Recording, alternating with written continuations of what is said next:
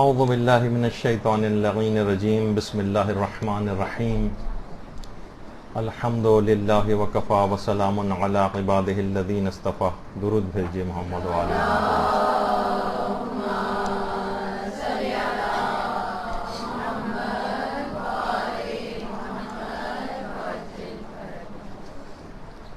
آج ایک انتہائی اہم ترین موضوع پر گفتگو کرنی ہے، جو کہ تقریباً کم و بیش لوگوں کی ایک بہت بڑی تعداد اس بیماری کے اندر مبتلا ہوتی ہے اور بہت پریشان ہوتی ہے.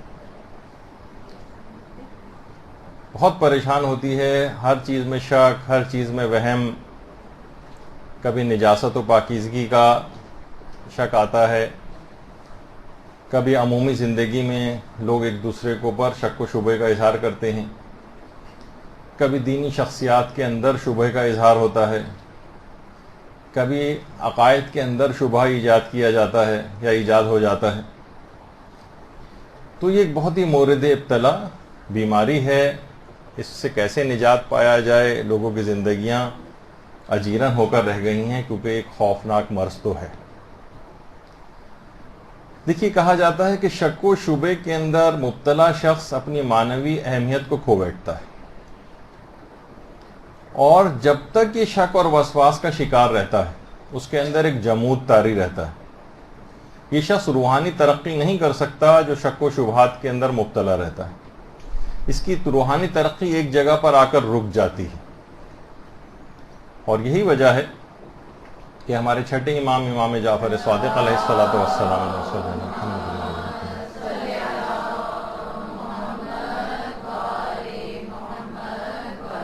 کی ایک روایت بحار الانوار میں علامہ مجلسی نے نقل کی ہے کہ امام فرماتے ہیں کہ اپنے نفسوں سے شکوک کو برطرف کرو.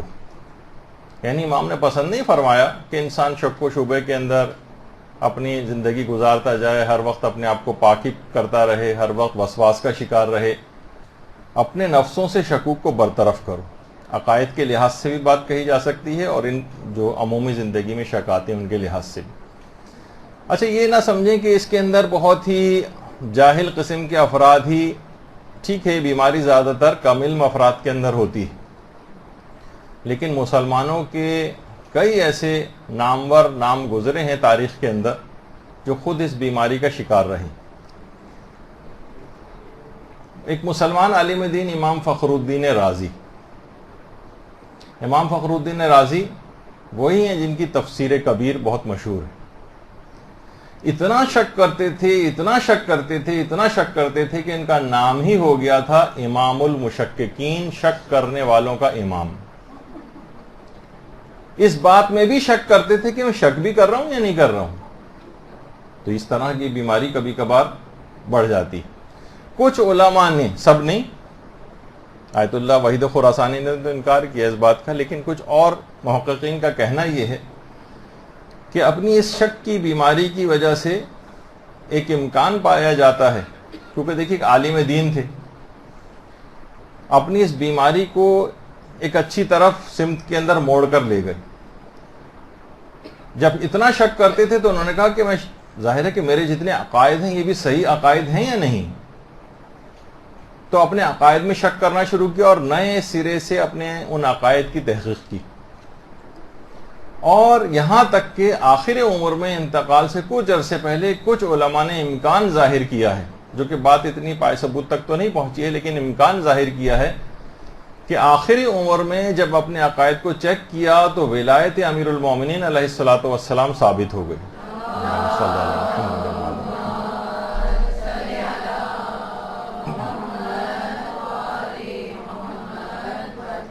شک کی تو بے پناہ تھے. سوچا کہ جب اتنے بڑے مسئلے کے اندر میں غلطی کر سکتا ہوں تو یقیناً مزید عقائد کے اندر بھی کوئی نہ کوئی غلطی پائی جائے گی. دوبارہ نئے سرے سے اپنے عقائد کو ری چیک کیا اور بہت سے نظریات سے تائب ہوئے. ورنہ ابتدان بقول آیت اللہ وحید خراسانی کے کہ یہ وہ شخصیت تھی کہ جو کہ فضائل اہل بیت میں ہر فضیلت کو شک کی نگاہ سے دیکھتے تھے. تو بہرحال ایک تو اس قسم کے افراد سے بھی صرف میں نے کہا کہ کامل افراد کے ساتھ ہی نہیں ہے، بلکہ اس طرح سے تاریخ میں کچھ مسلمانوں کے ساتھ بھی ایسا ہوتا رہا ہے۔ البتہ کچھ شخصیات تاریخ کی ایسی گزری ہیں، یہ تھوڑی سی تمہیدی بات کر رہا ہوں تاکہ آپ کے سامنے کچھ معروضات آ جائیں۔ کچھ شخصیات ایسی گزری ہیں جن کے متعلق احادیث کے اندر یہ بات آئی ہے کہ 3 ایسی شخصیات ہیں کہ کبھی شک و شبے کا ان کے پاس سے گزر بھی نہیں ہوا۔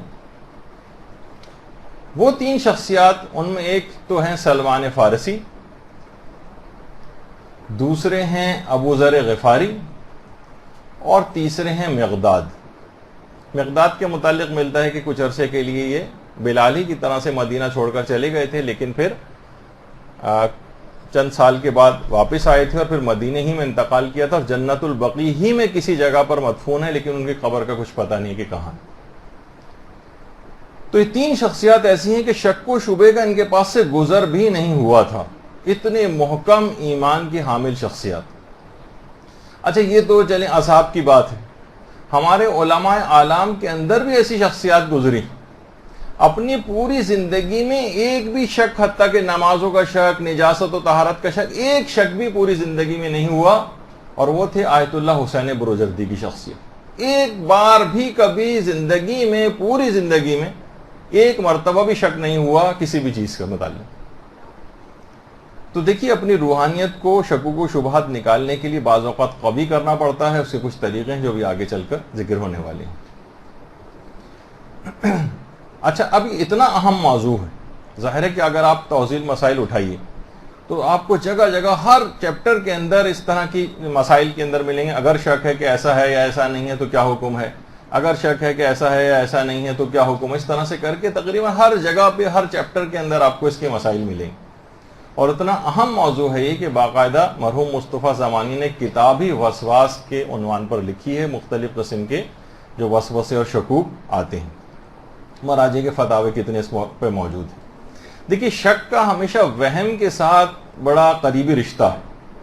شک جو ہے یہ وہم کی گود کے اندر پلتا بڑھتا ہے، اور اسے اتنا ناقابل علاج سمجھا جاتا رہا ہے کہ باقاعدہ ضرب المثل بن گئی کہ شک کا یا وہم کا علاج تو حکیم لقمان کے پاس بھی نہیں تھا۔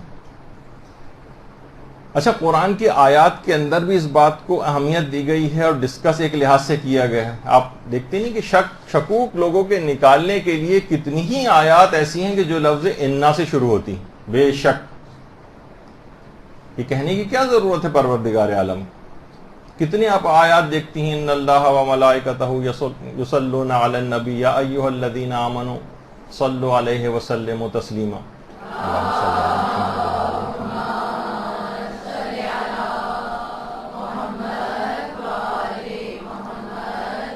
بے شک اللہ اور اس کا رسول کے اوپر درود بھیجتے ہیں۔ تو اب آپ نے دیکھا کہ اس کے اندر بھی یعنی بے شک کا لفظ آ رہا ہے، وَاصْبِرْ فَإِنَّ اللَّهَ لَا يُضِيعُ أَجْرَ الْمُحْسِنِينَ، بے شک پروردگار عالم احسان کرنے والوں کے اجر کو ضائع نہیں کرتا ہے۔ تو یہ کہنے کی کیا ضرورت ہے؟ تو یہ تمام چیزیں دیکھیں اس طرح سے، ذَلِكَ الْكِتَابُ لَا رَيْبَ فِيهِ، اس کے اندر کوئی شک ہی نہیں ہے۔ تو پروردگار عالم مختلف ان الفاظ سے بتانا چاہتا ہے کہ وہ اس شکوک کو پسند نہیں کرتا ہے، انسان کو چاہیے کہ ان شکوک و شبہات کو اپنے دل سے نکالے۔ اور فی قلوبہم مرض فزادہم اللہ مرضا، یعنی جو ان کے دلوں میں جو مرض ہے، تو مرض کا ایک مصداق اور اس ایک یعنی جس کا ایک مصداق ہے وہ شک بھی ہے۔ یعنی شک کا مرض جیسے جیسے بڑھتا چلا جاتا ہے تو انسان بہت زیادہ وہمی اور وسواسی ہو جاتا ہے۔ دیکھیے، شک میں اور وسواس میں کیا فرق ہے؟ دیکھیے، شک ہمیشہ غیر عادی ہوتا ہے اور غیر مقرر ہوتا ہے۔ مثلا کبھی آپ کو شک آیا، پھر اس کے بعد کچھ دن کے بعد آیا، مہینوں بعد آیا ہو سکتا ہے، اس کو کہتے ہیں شک۔ غیر عادی ہے اور غیر مقرر ہے۔ اچھا، جب یہی شک یہ اپنی مستقل حالت میں آ جائے، یعنی عادی ہو جائے اور مقرر ہونے لگے، تب انسان کہا جاتا ہے کہ اب یہ وسواس کا مریض ہو گیا، یہ وسواسی ہو گیا۔ تو جب بھی کثیر الشک کے مسئلے الگ ہیں اور وسواسی کے مسئلے اس سے تھوڑے سے الگ ہیں۔ وہ نمازوں کے احکام وغیرہ کے اندر جب اس کا موقع آئے گا تو انشاءاللہ اس وقت پڑھیں گے، ورنہ توضیح المسائل میں بھی آپ پڑھ سکتی ہیں۔ اچھا، یہ شک کیا ہوتا ہے پھر جب یہ آگے بڑھتا ہے؟ یہ بیماری رکتی نہیں ہے، اس وجہ سے کہا جا رہا ہے کہ اس کو جلد سے جلد اپنے اندر سے ختم کرنے کی کوشش کرنی چاہیے، کہ جب یہ آگے بڑھے گا شک اور وسواس تو یہ آپ کے عقائد کے اندر سرایت کرتے ہیں۔ پھر یہ دینی شخصیات کی طرف، جس طریقے سے پانی بہتا ہوا مختلف قسم، جہاں اس کو نشیب نظر آتا ہے ندی نالے کی صورت میں، ادھر سے ادھر جاتا ہے، پھر اس کی شاخیں نکلیں گی، پھر یہ نجاست و طہارت کی حد تک نہیں رہے گا کہ صرف آپ ہاتھ پاک کر رہے ہیں اور کپڑا پاک کر رہے ہیں، وہ اس سے ابتدا ہوتی ہے، لیکن بعد میں ایسا شخص جو ہے وہ دیگر شکوک کی طرف بھی جاتا ہے، عقائد میں اس کو شک آتے ہیں، اس کو حتیٰ کہ علماء اور مراجع کی عدالت کے اندر اس کو شک آنے لگتے ہیں، ہر صاحب علم کو وہ شک کی نگاہ سے دیکھنے لگتا ہے، ذرا سا کسی عالم کو خوشحال وہ دیکھتا ہے تو فوراً اس کے دماغ میں شکوک و شبہات آتے ہیں، یقیناً یہ ہمارے خمس کا پیسہ کھاتے ہوں گے، یقیناً یہ مثلاً فلاں شخص ہے جو آج خوشحال ہو گیا، آج کل کے دور میں کہاں مثلاً حلال طریقے سے ایسا آ سکتا ہے، یقیناً کوئی نہ کوئی حرام اس کے اندر شامل ہوگا۔ تو یہ کیا ہے کہ پوری دین کی عمارت اس شک کے نتیجے میں منہدم ہو جاتی ہے، اس کا تمام دینی شخصیات کے اوپر سے اعتبار اٹھ جاتا ہے۔ دینی اب کہاں سے لے گا؟ دیکھیے، یہی وجہ ہے کہ بہت سارے افراد جو آج کل بہت زیادہ کام ہو رہا ہے اسی بات پر کہ کس طرح سے شیعت کو نقصان پہنچایا جائے، اس کے اندر یہی ہے کہ علماء اور مراجع کے خلاف لوگوں کو باتیں لا کے ان کے دماغوں میں شکوک و شبہات ڈال کر ان سے متنفر کیا جائے، تاکہ دین ظاہر لینے کی تمام شخصیات یہی ہیں، اور جب دین یہ شخصیاتی مشکوک ہو جائیں گی تو انسان پھر دین کہاں سے لے گا؟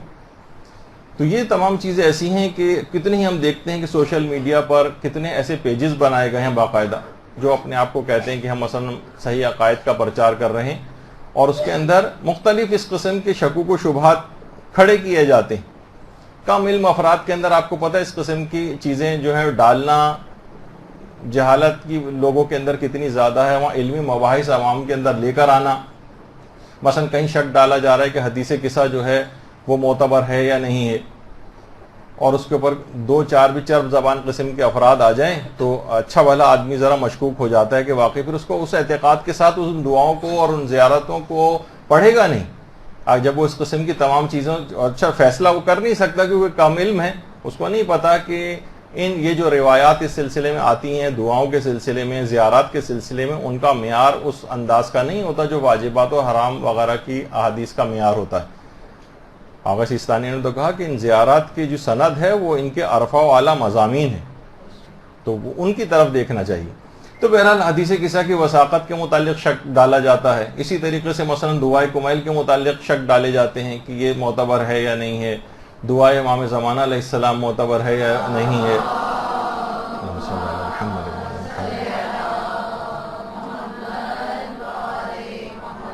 آپ دیکھتی جائیے، جو بھی ذرا اس انداز سے سوشل میڈیا پہ بیٹھتا ہے وہ دیکھ سکتا ہے کہ مختلف اس انداز سے شکوک ڈالے جاتے ہیں، دعائے مشلول معتبر ہے یا معتبر نہیں ہے۔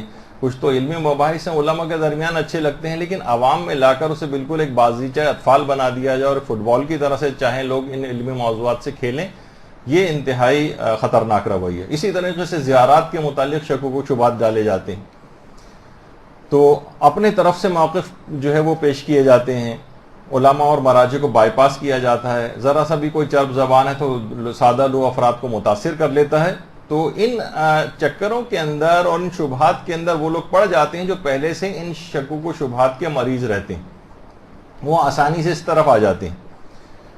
تو اسی طرح سے ہر فضیلت کے متعلق بہت سارے جو معجزات ہیں ان کو ڈسکس کرنا شروع کر دیں کہ یہ معتبر ہے یا معتبر نہیں۔ اس سے کیا ہوتا ہے کہ جو حقیقی معجزات ہیں ائمہ کے، ان سے بھی لوگ مشکوک ہو جاتے ہیں، کیونکہ کم علم ہیں، وہ فیصلہ نہیں کر پاتے، اب انہوں ہر چیز انہیں غلو لگنے لگتی ہے، اب ہر چیز ان کو جو ایسا لگتا ہے کہ یہ تو خدا بنایا جا رہا ہے جبکہ ان کی فضیلت میں مثلا ہوتی ہے، تو انسان فیصلہ نہیں کر پاتا اور ایسے افراد زیادہ اس کے اندر گرفتار ہوتے چلے جاتے ہیں۔ تو عوام کی بحثیں الگ ہیں، خواص کی بحثیں الگ ہیں۔ خواص کی بحثوں کو اگر عوام میں لایا جاتا ہے تو اس کے بہت نقصانات ہوتے ہیں۔ اچھا، پھر یہ پانی جو ہے شک کا، یہ بہتا ہوا اور سمت نکالتا ہے۔ اب مثلا ذرا سی کسی کو گھر میں کوئی پریشانی آئی، کوئی دکھ آئی، کوئی بیماری آئی، فوراً اس کا شک ہوتا ہے کہ یہ فلاں رشتہ دار نے یقیناً جادو کروایا ہوگا مجھ پر۔ اب آپ نے دیکھا کہ یہ شک کی بیماری رشتہ داروں کی طرف جاتی، یقیناً یہ بھاوج جو ہے ہماری، اس نے عمل کروایا ہے۔ اچھا اب کیا ہوتا ہے اس کے بعد پھر یہ افراد بہت میں نے سنجیدہ قسم کے افراد دیندار افراد کو بھی عاملوں کے پاس جاتے دیکھا ہے. اب کیا کرتے ہیں عاملوں کے پاس جاتے ہیں اور یہ عامل یا جن کو غافل کہنا چاہیے یہ ان کو مزید شکوک کی طرف لے جاتے ہیں. کبھی کوئی عامل آپ نے ایسا نہیں دیکھا ہوگا جو اس چیز کو جو بھی اس کے سامنے شکایت لے کر جاتا ہے اس کو یہ نہ کہے کہ تمہارے کسی قریبی رشتہ دار نے یہ چیز کروائی. یہ سفلی عمل کسی قریبی رشتہ دار نے کرایا ہے. تو اب یہ سوء ظنی اس کے اندر پیدا ہوتی. یہ جو شک تھا اب یہ سوء ظنی کے اندر تبدیل ہوتا ہے یہاں تک کہ کینہ اور دشمنی کی طرف چلا جاتا ہے. عام طور پر شوہر اپنی بیویوں پہ شک کرنے لگتے ہیں. کتنے ابھی ایک ہفتہ پہلے میرے پاس اس طرح کے کیس آئے کہ جو تقریباً طلاق تک معاملات جو ہیں وہ پہنچ گئے. وہ اسی وجہ سے کہ وہ شک کر رہا ہے. اچھا یہ ضرور ہے کہ آیت اللہ سیستانی کا آج میرے پاس اتنا وقت نہیں ورنہ ان کا پورا ایک تفصیلی مفصل ایک فتویٰ ہے وہ پڑھ کے سناتا جس میں انہوں نے نصیحت کی کہ بیویاں خاص طور پر ایسے تمام امور سے کاموں سے اجتناب کریں کہ جس سے اس کا شوہر مشکوک ہو جائے. ٹھیک ہے آپ بچپن سے جو ہے اب خاندانوں میں اپنے کزنس کے ساتھ اٹھی بیٹھی ہیں لیکن بعد میں آپ اصلا بہت دیر تک فون پر کسی کزن سے بات کر رہی ہے مثلا اب شوہر کو یعنی ایک شک پیدا ہوگا. ہر تمام کاموں سے اس کے لیے پرہیز لازم ہے جس سے شوہر مشکوک ہو جائے. باقاعدہ وہ آج اتنا موقع نہیں ہے ورنہ ہم دوسری سمت کے اندر نکل جائیں گے. تو اب کیا ہے اسی طریقے سے یعنی شک کا دائرہ آگے کی طرف چلتا ہے وسیع ہوتا جاتا ہے اور شوہر بیویوں پہ شک کرتے ہیں. اسی طریقے سے بیویاں شوہروں کے اوپر شک کرتی ہیں کس سے بات ہو رہی ہے کیا ہو رہا ہے ان کے SMS چیک کیے جا رہے ہیں اور فلاں چیز ہو رہی ہے. یعنی اس طرف جاتا ہے معاملہ. ایک خاتون کے متعلق تو مجھے پتہ چلا تھا کہ ہمیشہ اتنی مشکوک رہتی تھی ہمیشہ اپنے شوہر کا لباس چیک کرتی تھی کوئی لمبا سا کوئی بال مل جائے اور جب نہیں ملا تو کہنے لگی کہ لگتا ہے کہ اب تم گنجی عورتوں سے بھی دوستی کرنے لگے ہو. تو یعنی اتنا شک یہ چیز آگے چل کر بڑھ جاتی ہے. تو اچھا عام افراد کی تو بات رہی ایک طرف. ابھی آپ نے علماء کا بھی سنا. ایران کے ایک بادشاہ شاہ طہماسپ صفوی بادشاہ تھا. وہ خود بہت زیادہ وسواس کا مریض ہو گیا تھا. پورا دن حمام میں غسل کرتے ہوئے لگا دیتا تھا حتیٰ کہ مجلس اعضاء کا تبرک کھانا بند کر دیا تھا کہ شاید نجس ہو. یعنی اس حد تک بیماری بڑھ گئی تھی. یہاں تک کہ اس کے بعد شیخ بہائی کے والد شیخ حسین اس موضوع پر ان کو ایک کتاب لکھنا پڑ گئی کہ بادشاہ کے اس مرض کے حوالے سے العقد الطہماسپی فی الوسواس والطہارہ. باقاعدہ شیخ بہائی کے والد نے اس پہ کتاب لکھی اور اس کا خطی نسخہ آج بھی آیت اللہ مرشی نجفی کی جو قم میں لائبریری ہے اس کے اندر موجود ہے. پرنٹڈ نہیں ہے خطی نسخہ ہے جو ان کی لائبریری میں. تو یہ نجاست و طہارت کی جو خاص طور پر بیماری ہے ہر وقت ہاتھ کو پاک کر رہے ہیں ہر وقت پاؤں کو پاک کر رہے ہیں ہر چیز کے اوپر شبہ کا اظہار کیا جا رہا ہے. ابھی صرف چند دن پہلے ایک اور طلاق کا کیس اسی طریقے سے جو ایک شخص جو کہ نجاست و طہارت کے حوالے سے اتنا شکی اور وسواسی ہو گیا ہے کہ اس کی بیوی طلاق لینے کے اوپر تقریباً آمادہ ہو گئی کہ اب اس کے ساتھ گزارا بہت مشکل ہو گیا. اتنا ہر وقت شک ہر چیز پر اتنا شک. تو ان تمام چیزوں کا علاج بہت ضروری. آپ کو تو نظر نہیں آ رہا ہوتا بعض اوقات. اگر آپ جا کر دیکھیں مرد حضرات اس سے واقف ہیں لوگ مساجد کے جو وضو خانے ہیں ان میں 20 منٹ آدھا گھنٹہ تک بیٹھے رہتے ہیں. پہلے پاؤں پاک ہو رہے ہیں اس کے بعد نل کے اوپر پاؤں رکھ کر پاؤں سکھائے جا رہے ہیں اور اس کے بعد پھر جو ہے وہ بڑی دیر آدھا پونا گھنٹہ جو ہے وہ لگا دیتے ہیں. اسی طریقے سے اگر کوئی شخص مثلا غسل کرنے باتھ روم چلا گیا اب چاہے نماز فجر قضا ہو جائے اور اکثر رمضانوں کے اندر یہ ہوتا ہے کہ آدھا گھنٹہ بھی اگر موجود ہے تو سوال ان کا یہ آتا ہے کہ تیمم کر سکتے ہیں یعنی کیونکہ آدھے گھنٹے کے اندر تو غسل ممکن ہی نہیں ہے. اب آپ لاکھ کہیں کہ بھائی غسل تو جو ہے 2 منٹ 3 منٹ کے اندر بھی ہو سکتا ہے بہت ہوا تو 5 منٹ کے اندر ہو سکتا ہے. تو دماغوں میں بہت سارے جہالت کی وجہ سے باتیں ہیں کہ جناب صابن بھی لگنا چاہیے اور شیمپو بھی لگنا چاہیے اور جسم کو پہلے مکمل طور پر پاک دھونا چاہیے اور اس کی چھینٹیں جہاں جہاں جا رہی ہیں اس سب کو بھی پاک کرنا چاہیے. اور واللہ عالم بنی کیا کیا طریقوں سے لوگ اس قسم کی بیماری کے اندر مبتلا. بہت سے لوگ جو نماز جماعت پڑھ رہے ہوتے ہیں پیچھے کی طرف جتنے بھی افراد ہیں کبھی آپ نماز جماعت کوئی اگر اس کو باقاعدہ مشاہدہ کرے تقریباً سورہ الحمد ختم ہو چکی ہوتی ہے، اکثر دوسرا سورہ بھی اختتام پذیر ہوتا ہے اور بہت سے لوگ نیت ہی نہیں کر پاتے اور الحمد کا سورہ تقریباً اختتام پذیر ہونے والا ہوتا. ایک صاحب کے متعلق تو یہاں تک ہے کہ انہوں نے انہی شکوک و شبہات کی بنا پر اپنی داڑھی تک مونڈ لی تھی. خیر یہ نہیں ان کو، میں تو صرف ایک دکھانے کے لیے آپ کو کہ شک رہتا تھا کہ وضو کا پانی چہرے کی کھال تک نہیں پہنچا. جب شک ہر دفعہ رہے گا تو اس کا مطلب ہے کہ داڑھی کو مونڈ دینا چاہیے، تو ایک اور گناہ انہوں نے کر لیا. اس طرح کے کچھ افراد ہم نے دیکھے تھے اپنے طالب علمی کے ابتدائی دور میں جو نئے نئے مذہبی ہوئے تھے، باقاعدہ سر میں انہوں نے نائی کے پاس جا کر بلیڈ لگا کر ایک بیچ میں ایک پٹی بنوائی تھی، وہاں سے بال صاف کروائے تھے کہ اس جگہ کے اوپر مسح کرنا ہے.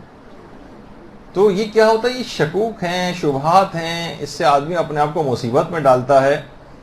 تو اس طرح سے مسائل ہوتے ہیں.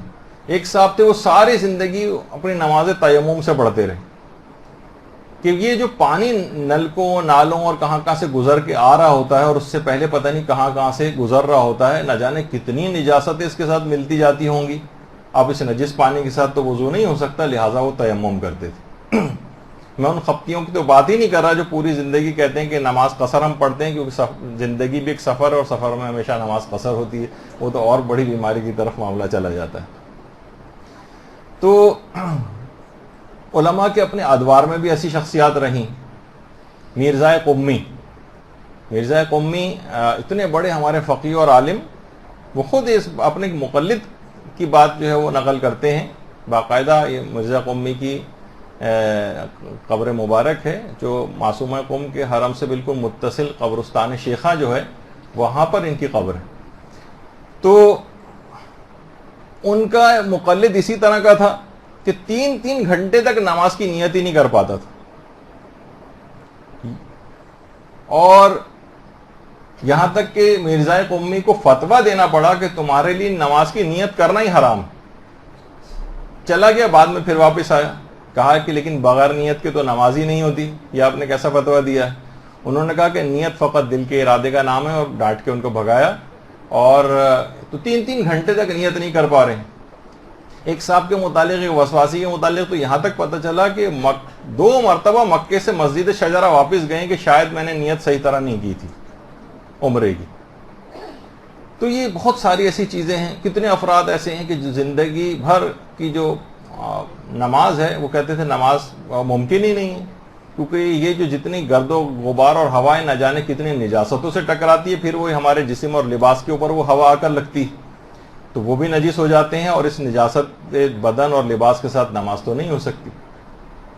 ایک صاحب جو آیت اللہ ملا کاظم خراسانی، جن کی کفایت الاصول ایک مشہور کتاب ہے جو کہ پڑھائی بھی جاتی ہے دینی مدارس میں، ان سے ایک صاحب آتے تھے اور براہ راست ان کی کتاب نہیں پڑھتے تھے کیونکہ اس میں بھی شک ہوتا تھا کہ پتہ نہیں میں نے صحیح سمجھا یا صحیح نہیں سمجھا، اور ملا کاظم خراسانی سے خود آ کر ہر فتویٰ دریافت کرتے تھے، اور اس کے بعد بھی مشکوک رہتے تھے کہ پتہ نہیں انہوں نے میری بات صحیح سمجھی یا نہیں سمجھی، اور سمجھنے کے بعد صحیح مسئلہ بھی ملا کاظم خراسانی نے بتایا یا نہیں بتایا. ایک صاحب تو باقاعدہ آیت اللہ سیستانی سے ہم نے خود دیکھا، جب ہم سفر زیارت پہ تھے تو آیت اللہ سیستانی زائرین سے ملاقات کرتے ہیں، وہاں کوئی کسی کا کوئی سوال ہے تو وہ بھی پوچھ لیتا ہے. آیت اللہ سیستانی سے کوئی سوال پوچھا انہوں نے تو انہوں نے جواب دیا. جو جواب ملا تو کہنے لگے کہ اس کا کہیں سے حوالہ مل جائے گا لکھا ہو. یعنی اب اس سے سوچیں کہ یعنی آیت اللہ سیستانی جواب دے رہے ہیں، اس پہ بھی ان کو حوالہ چاہیے. یعنی یقین نہیں آ رہا کہ واقعی صحیح بات انہوں نے کہی بھی ہے یا نہیں کہی. اور بہت زیادہ ہم نے اس انداز سے جہالت کے ساتھ بدتمیزی ہوتے ہوئے آیت اللہ حافظ بشیر نجفی جب درس وغیرہ دے رہے ہوتے ہیں اور وہاں پر لوگ، ان کا ایک طریقہ کار ہے، زائرین سے خطاب کرتے ہیں کیونکہ اردو سپیکنگ ہیں، زائرین کے سوالوں کے بھی جواب دیتے ہیں، تو باقاعدہ لوگوں کو اتنے زیادہ جہالت کے ساتھ برے طریقے سے ہم نے ان کے ساتھ بحث و مباحثہ کرتے دیکھا ہے کہ اگر آپ نے کیا وہ حدیث نہیں پڑھی ہے جو آپ اس قسم کی بات کر رہے ہیں. اس طرح سے ان کو ایک مرجع وقت ان کو پتہ ہی نہیں کہ اس شخص کا علمی مقام کیا ہے، تمہاری اپنی علمی حیثیت کیا ہے. کہ تو ان کی بات پر یقین نہ کرنا، ہر وہی میں نے کہا نا کہ دینی شخصیات کے متعلق بھی وہ شخص مشکوک ہو جاتا ہے، خود پسندی کے اندر مبتلا ہوتا ہے. تو اس طرح کی چیزیں ہیں. اسی طرح سے ایک متعلق ملتا ہے کہ تقریباً 10 سال تک ایک صاحب نے کھیت کی اپنی کوئی سبزی تک نہ کھائی تھی کہ ان کی جو گائے بیل پڑوسی کے کھیت کے اندر چلی گئی تھی. اب ان کو شک ہوتا تھا اس کے قدموں کی کوئی مٹی گائے کے پاؤں میں لگ کر آ گئی ہے یا بیل کے پاؤں میں، اور ان کے کھیت میں آ کر مل گئی ہے، جو کہ غصبی ہو گیا تو جو چیز کھاؤں گا تو وہ مال حرام میرے جسم کے اندر جائے گا. ایک صاحب نے اس وجہ سے ایک چوری کی مرغی ان کو پتا چل گیا تھا کہ شہر کے اندر آ گئی ہے، تو جتنے سال تک مرغی کی عمر ہوتی ہے اتنے سال تک انہوں نے مرغی نہیں کھائی کہ ہو سکتا ہے کہ وہ حرام مرغی یا جو غصبی ایک لحاظ سے ان کے خیال میں مرغی تھی وہ میرے جسم کے اندر نہ چلی جائے. بہت سے ایک صاحب سے تو میں واقف ہوں جو ان کو پتہ چلا ہے کہ مرغی کی فیڈ میں فلاں ہو سکتا ہے کچھ نجاست ملائی جاتی ہو. مرغی تو ظاہر مسائل فقہ وغیرہ توضیح المسائل پڑھ کے کھانا پینا نہیں کھانے جاتی ہو، تو کچھ بھی کھا سکتی ہے اور جائز بھی آپ کے لیے ظاہر مرغی کے لیے کھانا. اور مرغی اگر اس طرح کی کوئی چیز کھا بھی رہی ہے تو اس سے آپ کا تعلق نہیں ہے. تو انہوں نے کہا نہیں، یہ پتہ نہیں کتنی نجاستیں کھاتی ہوگی، انہوں نے مرغی کھانا بالکل چھوڑ دیا. اچھی بھلی جو ہے وہ دینی سمجھ بوجھ رکھنے والے آدمی ہیں، لیکن پھر بھی اس طرح کے شکوک و شبہات کے اندر پڑ گئے. غسل کے اندر آپ دیکھتے ہیں، وضو کے اندر بھی اتنا لوگ پانی بہاتے ہیں، اتنا پانی بہاتے ہیں جس کی کوئی حد اور انتہا نہیں کہ پوری ٹنکی کا پانی ختم ہو جائے لیکن ان کا وضو ختم نہیں ہوتا. تو بہت سے افراد اس طرح سے وضو کر رہے ہوتے ہیں، اتنا پانی بہا رہے ہوتے ہیں.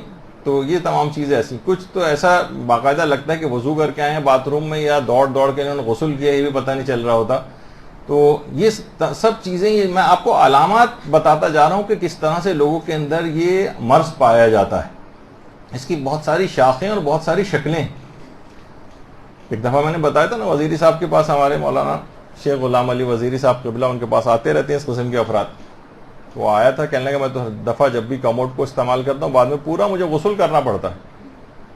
تو مولانا کی تو شخصیت ہے ہی، وہ مزاحیہ قسم کے آدمی. تو مولانا نے یہ کہا کہ معلوم نہیں، ہم لوگ بھی استعمال کرتے ہیں، ہم تو جب بھی اس کو استعمال کرتے ہیں جو بھی فضلات ہوتے ہیں نیچے کی طرف جاتے ہیں، تمہارے اوپر اڑ کے اتنا اوپر کیسے چلے جاتے ہیں کہ تمہیں اس کے بعد غسل کرنا پڑ جاتا ہے. تو یہ تمام چیزیں دیکھیے ایسے ہیں کہ لوگ واقعتاً اس کے اندر انتہا سے زیادہ علماء کو بھی پریشان کر کے رکھا ہوا ہے، اور خود اپنی زندگیاں تباہ کی ہوئی ہیں. ان کی بیویاں ان کے ساتھ کس طرح سے گزارا کر رہی ہیں، یا شوہر اگر بیویوں کو یہ مرض ہے تو شوہر کیسے گزارا کر رہے ہیں ان کے ساتھ، واقعتاً ایک بڑا جہاد ہے. تو اس کو بہت زیادہ کرنے کی ضرورت ہے. اور یہ تو کتنا آپ گھروں کے اندر دیکھتی ہیں کہ گیلے ہاتھ سے کبھی بھی مثلا دروازے کی کنڈی نہیں کھولی جاتی.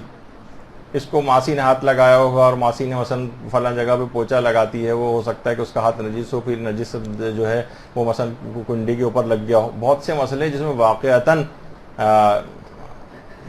یعنی جس کے اندر کیئر کرنی چاہیے وہ اپنی جگہ پر اہم مسئلے ہیں. میں تو عمومی طور پہ بات بیان کر رہا ہوں کہ ان کو پتہ بھی نہیں کہ نجاست ہے یا نہیں، بس کیونکہ زمین پہ پوچھا لگایا تو زمین نجسی ہوتی ہے ظاہر ہے. تو دروازے کی کنڈی کو ہاتھ مثلا نہیں لگایا جائے گا، یا مثلا بہت سے لوگوں نے وارننگ بھی لکھ کے لگا دیتے ہیں کہ یہ جو ہینڈل ہے یہ وہ لوگ بھی استعمال کرتے ہیں اس کو کہ جو اس کے بعد اپنے ہاتھوں کو دھوتے نہیں ہیں واش روم استعمال کرنے کے بعد.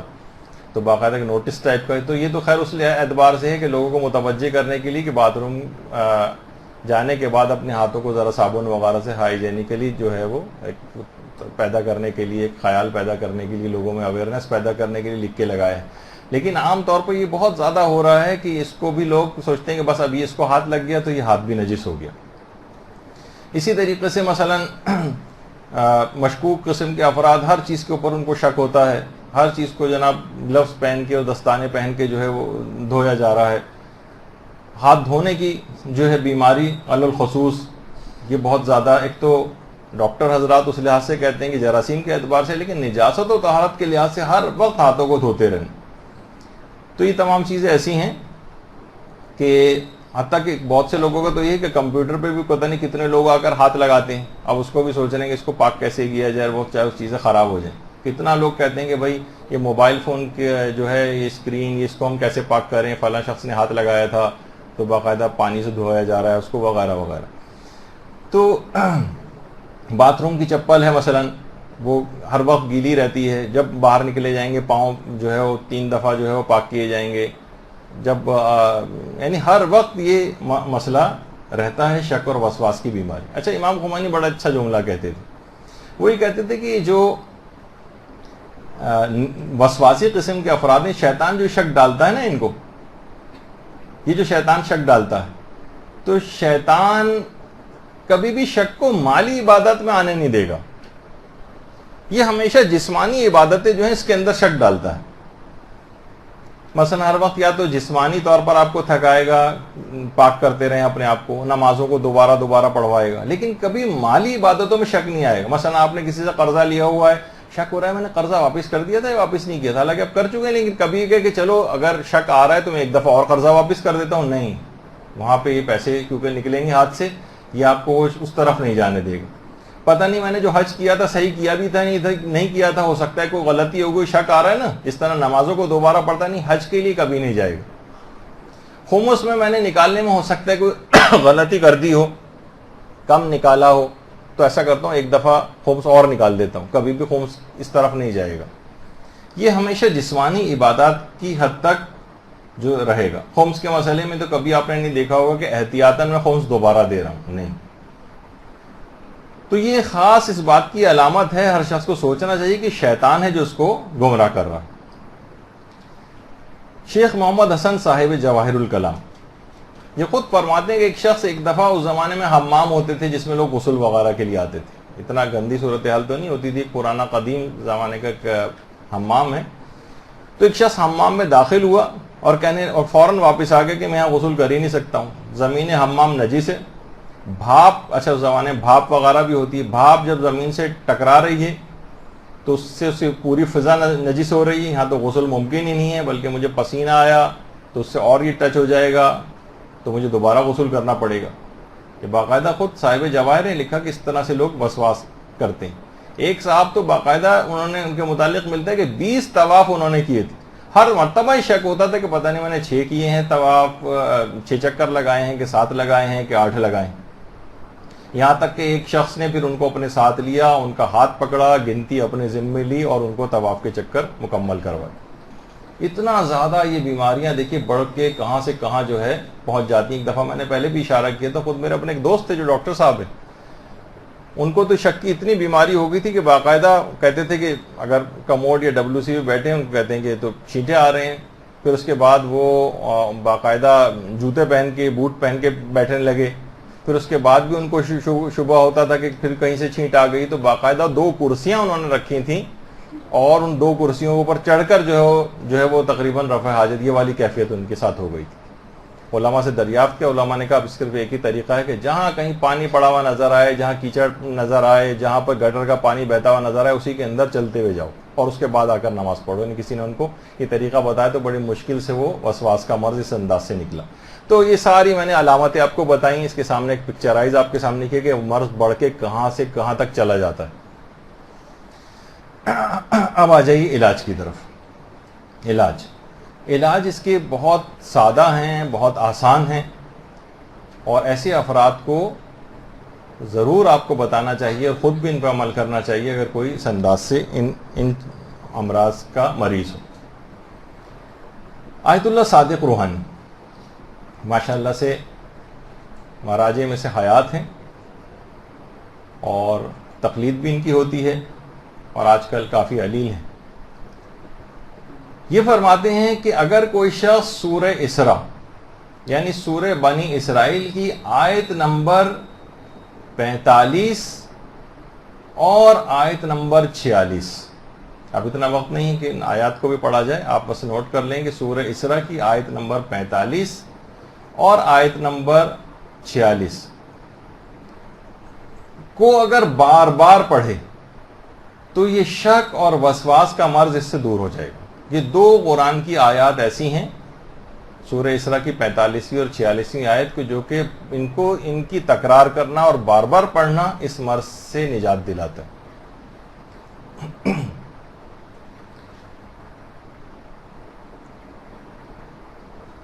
اچھا, یہ جو 2 آیات ہیں 45 اور 46, ان آیات کو باقاعدہ پیغمبر اکرم نے امیر المومنین علیہ الصلوۃ والسلام کو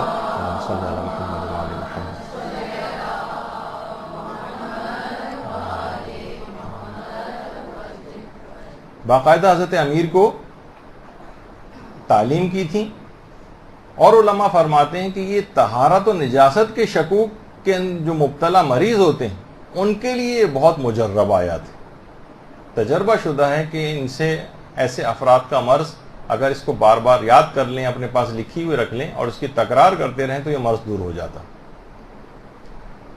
اس کے بعد آیت اللہ بہجت کا ایک طریقہ، بلکہ انہوں نے 2 اذکار ایسے بتائے ہیں کہ جو کہ شک اور وسواس کے مرض کو دور کرتے ہیں۔ ان میں تو ایک تو ہے حوقلہ، لا حول ولا قوت الا باللہ العلی العظیم، یہ اس کی کثرت سے انسان تلاوت کرے، اور دوسرا ہے تحلیل یعنی لا الہ الا اللہ۔ یہ 2 اذکار آیت اللہ بہجت فرماتے تھے، ان کو کثرت کے ساتھ اگر کوئی شخص تلاوت کرے تو اس شک، وسواس اور وہم کے جو مرض ہے یہ بالکل دور ہو جاتا ہے۔ تو اس کو کرنا بھی کوئی آسان نہیں۔ لا الہ الا اللہ کے متعلق تو کہا جاتا ہے کہ تو ایسا ذکر ہے کہ جس کے لیے زبان کو حرکت دینا بھی لازم نہیں ہوتا، بغیر حرکت۔ اور یہ آپ کو پتا ہے کہ یہ جو ذکر ہے مرتے وقت اس کی بڑی تاکید ہے کہ انسان اتنا زیادہ مجبور بھی ہو جائے کہ وہ زبان کو بھی حرکت نہ دے سکے تو حالت نزع میں، جان کنی کی کیفیت میں بھی آخری کلمہ لا الہ الا اللہ پہ اس کا اختتام ہو۔ پورا کلمہ اگر پڑھے تو کیا ہی کہنا، لیکن کم سے کم یہ ضرور ہو۔ تو اس بات کا التزام، ایسا ذکر رکھا گیا کہ زبان کی حرکت بھی اگر کرنے کے قابل نہیں تب بھی اس ذکر کو پڑھا جا سکے۔ تو بہرحال یہ 2 اذکار ایسے ہیں آیت اللہ بہجت فرماتے تھے۔ اچھا، تیسرا طریقہ آیت اللہ حسن زادہ عاملی نے بتایا۔ آیت اللہ حسن زادہ عاملی بھی ماشاءاللہ ان علماء میں سے جو ہیں کہ جو کہ حیات ہیں اور رفع میں شامل ہیں، اور یہ بھی آج کل شدید بیمار ہیں۔ ان کے لیے بھی خصوصی طور پر جتنے ہمارے علماء اور مراجع ان کی صحتیابی کی اکثر نمازوں کے بعد دعا کیا کریں۔ تو آیت اللہ حسن زادہ عاملی کی ایک کتاب ہے 1001 نکتہ، 1001 نکتے۔ اس کے اندر نکتہ نمبر 978 میں فرماتے ہیں کہ جو آیات سخرہ ہیں سورہ آراف کی 54 سے لے کر 56ویں آیات، سورہ آراف کی آیت نمبر 54 تا 56، ان کو اگر کوئی شخص 70 مرتبہ روزانہ پڑھے تو شک اور وسواس اور وہم کی بیماری بالکل دور ہو جاتی ہے۔ 70 دفعہ ان 3 آیات کو روزانہ پڑھنا، 54، 55 اور 56، ان 3 آیات 70 مرتبہ روزانہ پڑھنے سے شک اور وسواس کی بیماری بالکل دور ہو جاتی ہے، بلکہ فرماتے ہیں کہ انسان منزل یقین پر فائز ہو جاتا ہے۔ صرف بیماری دور نہیں ہوتی بلکہ منزل یقین پہ انسان فائز ہو جاتا ہے۔ اگلا طریقہ آیت اللہ حسین مظاہری نے بتایا، بلکہ آیت اللہ حسین مظاہری نے 6 طریقے بتائے ہیں۔ 6 میں سے پہلا طریقہ آیت اللہ حسین مظاہری فرماتے ہیں شک اور وسواس کو نکالنے کے لیے کہ اگر انسان اپنی ہر نماز کو اول وقت میں پڑھے۔ دیکھیے، اول وقت نماز اتنا اہم موضوع ہے کہ بہترین نماز کیسے پڑھے، جو ایک سیریز ہماری چل رہی ہے، اس میں پورا ایک درس انشاءاللہ اس بات کی اہمیت اور اس کے طریقہ کار کے اوپر ہوگا کہ اتنی زیادہ اس کی اثر پذیری ہے، اتنی زیادہ روحانیت کے اندر دخیل ہے، اتنی زیادہ قرب خدا کو حاصل کرنے کے لیے نماز اول وقت اتنی زیادہ کارآمد اور مجرب ہے کہ جس کی کوئی حد اور انتہا نہیں۔ اور اگر کوئی شخص اول وقت نماز پڑھتا ہے، اس کے مقابلے میں ایک شخص بالکل آخری وقت میں نماز پڑھتا ہے، کہ دونوں کی آپ اس میں اندازہ لگا رہی ہوں گی، اس طریقے سے انٹرنیٹ کے سگنلز وائی فائی وغیرہ کے ہوتے ہیں، اس میں شو کر رہا ہوتا ہے کہ بہت ویک سگنل ہے، تو آخری وقت کی نماز بس ایسی، بس اس سے آپ کا وقت سمجھیں ایک لحاظ سے صرف واجب آپ کا ادا ہوتا ہے، لیکن اپنی اثر پذیری، اثرات، فوائد وہ بہت کم کر چکی ہوتی ہے، کیونکہ اس کا پڑھنے والا ہی اس کو اہمیت دینے کو تیار نہیں، تو وہ نماز بھی اس کو اتنی زیادہ فائدہ نہیں پہنچاتی، بس یہ کہ بے نمازی نہیں اٹھایا جائے گا۔ تو انسان اول وقت میں نماز پڑھنے کا یا اوقات فضیلت میں نماز پڑھنے کا اگر عادی ہے، اور فرماتے ہیں آیت اللہ حسین مظاہری بھی ماشاءاللہ حیات ہیں، وہ فرماتے ہیں کہ قرآن کی جو آیت ہے کہ وَاسْتَعِينُوا بِالصَّبْرِ وَالصَّلَاةِ، کہ 2 جگہ قرآن میں آیا کہ انسان کو چاہیے کہ وہ صبر سے اور نماز سے مدد لے۔ بہت سی روایت میں صبر سے مراد روزے کو بھی لیا گیا، یعنی روزے اور نماز سے مدد لینا۔ تو فرماتے ہیں جب انسان مدد لے سکتا ہے تمام چیزوں کے سلسلے میں نماز سے، تو اس نماز کو اچھی طریقے سے آپ پڑھ کر اپنے شک اور وسواس اور وہم کو اس سے کیوں نہیں دور کر سکتے؟ اس نمازی سے مدد لیں کہ یہ مرض آپ سے دور ہو جائے۔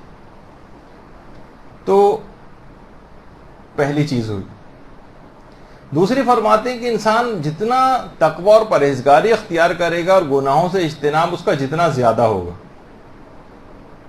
اتنا ہی زیادہ وہ شکوک و شبہات سے دور ہوتا چلا جائے گا۔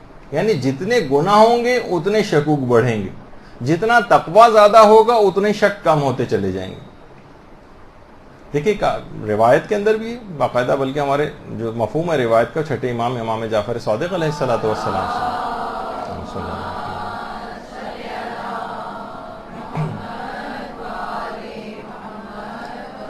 مفہوم یہ کہ اسلام سے برتر درجہ ایمان کا ہے، اور جو تقوی ہے وہ فوق ایمان ہے، اس کا درجہ ایمان سے بھی زیادہ ہے، اس کے اندر تقوی بھی آ گیا ہے، اور یقین فوق تقوی ہے۔ تقوی کی بھی اعلیٰ منازل کے اوپر جب انسان فائز ہوتا ہے تو وہ منزل یقین پر آتا ہے، اور منزل یقین پر امام فرماتے ہیں کہ بہت ہی کم لوگ فائز ہوتے ہیں۔ تو اب اس لحاظ سے دیکھیں کہ اس کو یہ جو شک کا مرض ہے نا، یہ پھر اس کو عذابوں سے بھی مشکوک کر دیتا ہے۔ اب اس کو عذاب قبر کے اوپر بھی شک ہوتا ہے، عذاب جہنم کے اوپر بھی شک ہوتا ہے۔ ویسے اس کو اجمالی طور پر اعتقاد رکھتا ہے کہ ہاں گناہ کے اوپر عذاب ہوگا، لیکن اس کے اثرات یہ بتا رہے ہیں شکوک کے کہ اب اس کو بھی شک آ گیا ہے، ورنہ اگر اس کو شک نہ ہوتا، یقین ہوتا کہ ان گناہوں کا نتیجہ یہ نکلنے والا ہے کہ مجھے عذاب ملیں گے، تو کبھی یہ گناہ نہ کرتا۔ دیکھیے آپ کب 10ویں منزل سے نیچے چھلانگ لگاتی، آپ کو یقین ہوتا ہے کہ اگر میں نے چھلانگ لگائی تو مجھے کتنا نقصان ہوگا، میری جان جا سکتی۔ آج تک کبھی شک کی حالت میں بھی کسی نے کہا کہ ہو سکتا ہے کہ ہم نے سنا ہے تاریخ میں بہت سارے افراد ایسے ہیں کہ جو بچ بھی گئے ہیں، تو شک آ گیا نا، تو ٹھیک ہے چھلانگ لگا کے دیکھتے ہیں بچتے ہیں نہیں بچتے، لیکن نہیں، آپ نہیں چھلانگ لگاتی، یقین ہوتا ہے کہ نہیں ہم بچیں گے نہیں، تو اس کا اقدام کرتی نظر آتی ہیں۔ تو پھر یہ کیسے ممکن ہے کہ قرآن میں عذاب جہنم کی آیات دیکھنے کے باوجود بھی انسان ان گناہوں کا ارتکاب کرے؟ اس کا مطلب ہے کہ اس کا یقین کم ہے اور اس کو شک ہے ان چیزوں کے اوپر، چاہے یہ زبان سے اس کا اقرار نہ کرے اور کہے کہ نہیں میں دلی طور پر تو اعتقاد رکھتا ہوں۔ تو دیکھیے یہ تمام چیزیں اس طرح کی ہیں کہ اپنے یقین کو انسان کو بڑھانا چاہیے۔ باقاعدہ آیت اللہ دست غیب شیرازی نے ایک کتاب یقین کے موضوع پر ان کی تقاریر کو جمع کر کے لکھی گئی ہے، وہ آئی ہے، اس میں یقین بڑھانے کے طریقے بھی ذکر ہوئے ہیں، وہ لے کر پڑھنا چاہیے۔ جتنا یقین بڑھے گا اتنا ہی انسان تقوی کی طرف آئے گا، جتنا گناہوں سے دور ہوگا تقوی پیدا ہوگا، اتنا یقین بڑھے گا، جتنا یقین بڑھے گا مرض شک کم ہوگا۔ گناہ جتنے زیادہ آپ کرتی چلی جائیں گی، مرض شک کم ہونے کے بجائے یہ بھی بڑھتا جائے گا۔ پھر آغا فرماتے ہیں آگے تیسرا طریقہ، یعنی تقوی کے بعد اگلا جو طریقہ وہ ہے شک سے بے اعتنائی کرنا، توجہ ہی نہ دیں۔ جتنا آپ شک کے پیچھے لگیں گے اتنا ہی شک پیچھے پیچھے آپ کے آئے گا، اور جتنی اس سے بے اعتنائی ہوگی اتنا ہی شک دور ہوتا چلا جائے گا۔ تو شک پر توجہ ہی نہ دیں بالکل۔ ابھی آگے بھی آغا سیستانی بھی سلسلے میں فرماتے ہیں، وہ بھی آگے چل کر آنے والا ہے۔ چوتھی چیز آغا حسین مظاہری فرماتے ہیں کہ وسواسی اور شکی خود سے فیصلہ نہ کرے، دوسروں سے فیصلہ لے۔ عرف کے پاس جائے، اپنے گھر میں کسی افراد سے، مثلا کوئی وسواسی عورت ہے، کوئی وہ جو ہے اپنے شوہر سے پوچھے کسی چیز کے متعلق نجاست اور پاکیزگی کا اسے شک ہو رہا ہے، شوہر سے پوچھ لے کہ گھر میں کسی اور فرد سے کہ یہ نجس ہوگا یا پاک ہوگا، ظاہر ہے وہ کہے گا نہیں وہی پاک ہے، بس اپنی طرف نہ جائے، وہ تو ورنہ شک میں مبتلا رہے گی۔ دوسروں سے فیصلہ لے لے اس متعلق، خود سے فیصلہ نہ کرے۔ اب یہ ضرور ہے کہ یہ بھی آگے چل کر آئے گا کہ اسی گھر کے اندر اس سے بھی بڑھ کر شکی اور وسواسی نہ بیٹھے ہوئے ہوں کبھی، تو وہ کہیں گے نہیں اس کو دوبارہ پاک کرو جاؤ، تو وہ ایک الگ ایک صورتحال ہو جائے گی۔ اگر اتنے شکی وسواسی سارے مریض ہیں گھر کے اندر اس کے، تو پھر ان سے نہیں پوچھا جائے گا۔ لیکن عمومی طور پر وہ فرماتے ہیں کہ خود سے فیصلہ نہ کرے اور لوگوں سے پوچھ لے، عرف سے فیصلہ لے لے، تو عرف عام طور پر اس وقت ان کے دماغ میں وہ شک نہیں ہوگا اور وہ کہیں گے نہیں یہ پاک ہے، اور اس کے مطابق عمل کرے۔ 5ویں چیز فرماتے ہیں کہ شکی و وسواسی خود کو سمجھائے بھی تو، خود کو سمجھائے. خود کو کیا سمجھانا ہے؟ وہ سمجھائے کہ دیکھیے شک اور وسواس یہ شیطان کی لائی ہوئی چیزیں. خود کو جب یہ بار بار سمجھائے گا کہ شک اور وسواس شیطان کی طرف سے ہوتا ہے، کیوں تم اپنے ہاتھ کو بار بار پاک کرو جبکہ اسلام نے اس کا حکم نہیں دیا. بار بار کو سمجھانے اور تلقین کرنے سے شک کا مرض دور ہوتا ہے. بہت سی چیزیں ہم ٹرائی نہیں کرتے نا بالکل، اس وجہ سے ہمیں پتہ ہی نہیں ہوتا کہ اچھا یہ اثر پذیر ہے بھی یا نہیں، یا ہم ایک آدھ دفعہ بس اس کو کرتے ہیں، اس کے بعد چھوڑ دیتے ہیں، مایوس ہو جاتے ہیں. نہیں، بار بار کرتے رہیں، اپنے آپ کو تلقین کریں. وسواسی اپنے آپ کو سمجھائے، جب یہ سمجھائے گا تو شک نکل جائے گا. پھر فرماتے ہیں شکی و وسواسی غور و فکر کی عادت ڈالیں. غور و فکر کی عادت ڈالیں کہ مثلا یہ جو زمین ہے جس کے متعلق اس کو شک ہو رہا ہے کہ یہ زمین نجس ہے یا نجس نہیں، غور و فکر کرے.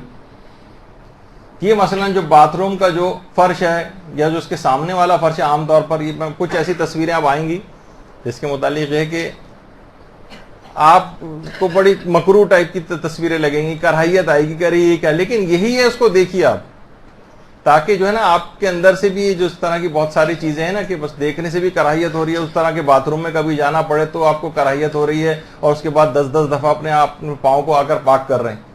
مثلا اگر کوئی شخص آئے اور وہاں سے نکلے باتھ روم سے اور وہاں پہ گیلا فرش ہوا ہے، اب وہ اس کے دماغ میں یہ ہوتا ہے کہ نہیں یہ والی جگہ بھی نجس ہے، اور اس کے بعد باہر نکلنے کے بعد گھر آنے کے بعد کسی جگہ الگ سے اپنے پاؤں کو آ کر پاک کرے. یعنی وسواسی غور و فکر کرے کہ کیا میں نے اپنے آنکھوں سے پیشاب و پیخانے کی نجاست کو یہاں پر فرش پہ گرتے دیکھا ہے؟ اگر نہیں دیکھا تو میں اس کو کیوں نجس سمجھ رہا ہوں؟ جب اپنی آنکھوں سے آپ نے کوئی نجاست نہیں دیکھی، اس کا مطلب ہے آپ کو اس کا یقین نہیں.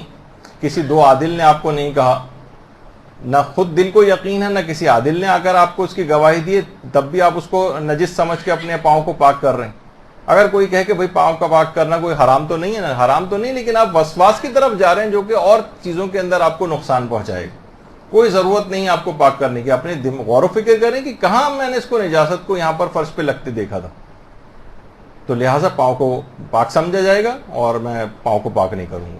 چاہے اس میں سے کچھ آپ کے پاؤں کے اوپر آپ کو گیلاہٹ محسوس بھی ہو، کوئی مثلا وہاں پر چلتا ہوا جا رہا ہے، اس نے چھپ سے پاؤں رکھا اور آپ کے چھینٹے کپڑوں کے اوپر پاؤں کے اوپر آ گئے، آپ بالکل آرام سے اطمینان کے ساتھ نماز پڑھ سکتے ہیں اس کے اندر جا کر، کوئی اس کے اندر مسئلہ نہیں.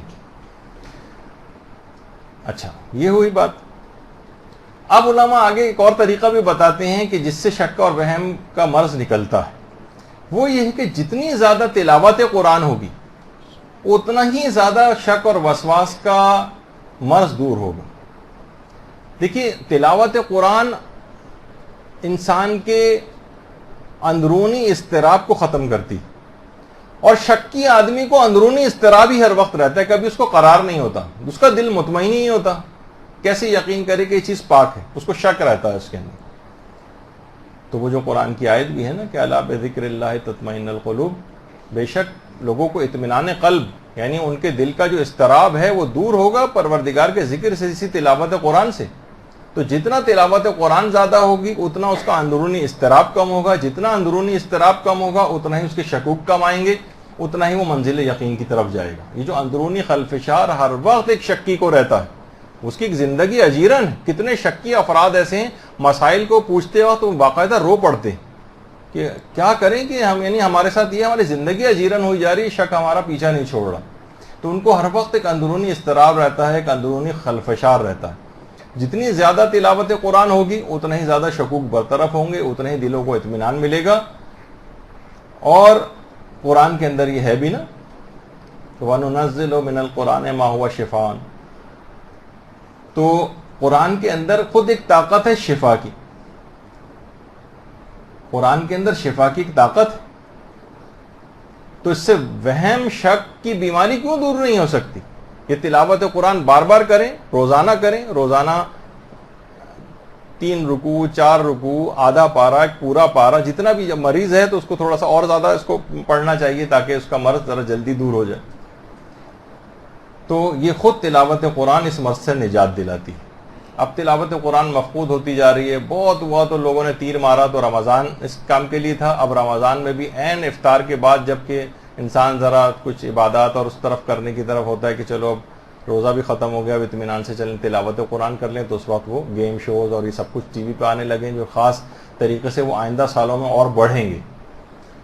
تو یہ چیزیں کیا ہیں کہ آپ کو تلاوت قرآن سے بھی لوگ رمضان میں بھی چلے جائیں گے، آئندہ سالوں میں یہ نظر آ رہا ہے. تو عام زندگی میں اتنا رائج کر دینا چاہیے کہ اس کے بعد رمضان میں تو الخصوص تلاوت قرآن سے انسان غافل نہ ہو.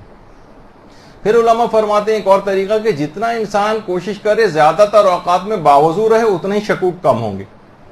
کیونکہ شک یہ اگر کوئی شخص بار بار وضو کرتا ہے تو بار بار وضو کرنے سے شیطان دفع ہو جاتا ہے. شیطان قریب نہیں آتا تو شکوک بھی، کیونکہ شیطان اکثر چیزوں میں شک ڈالتا ہے.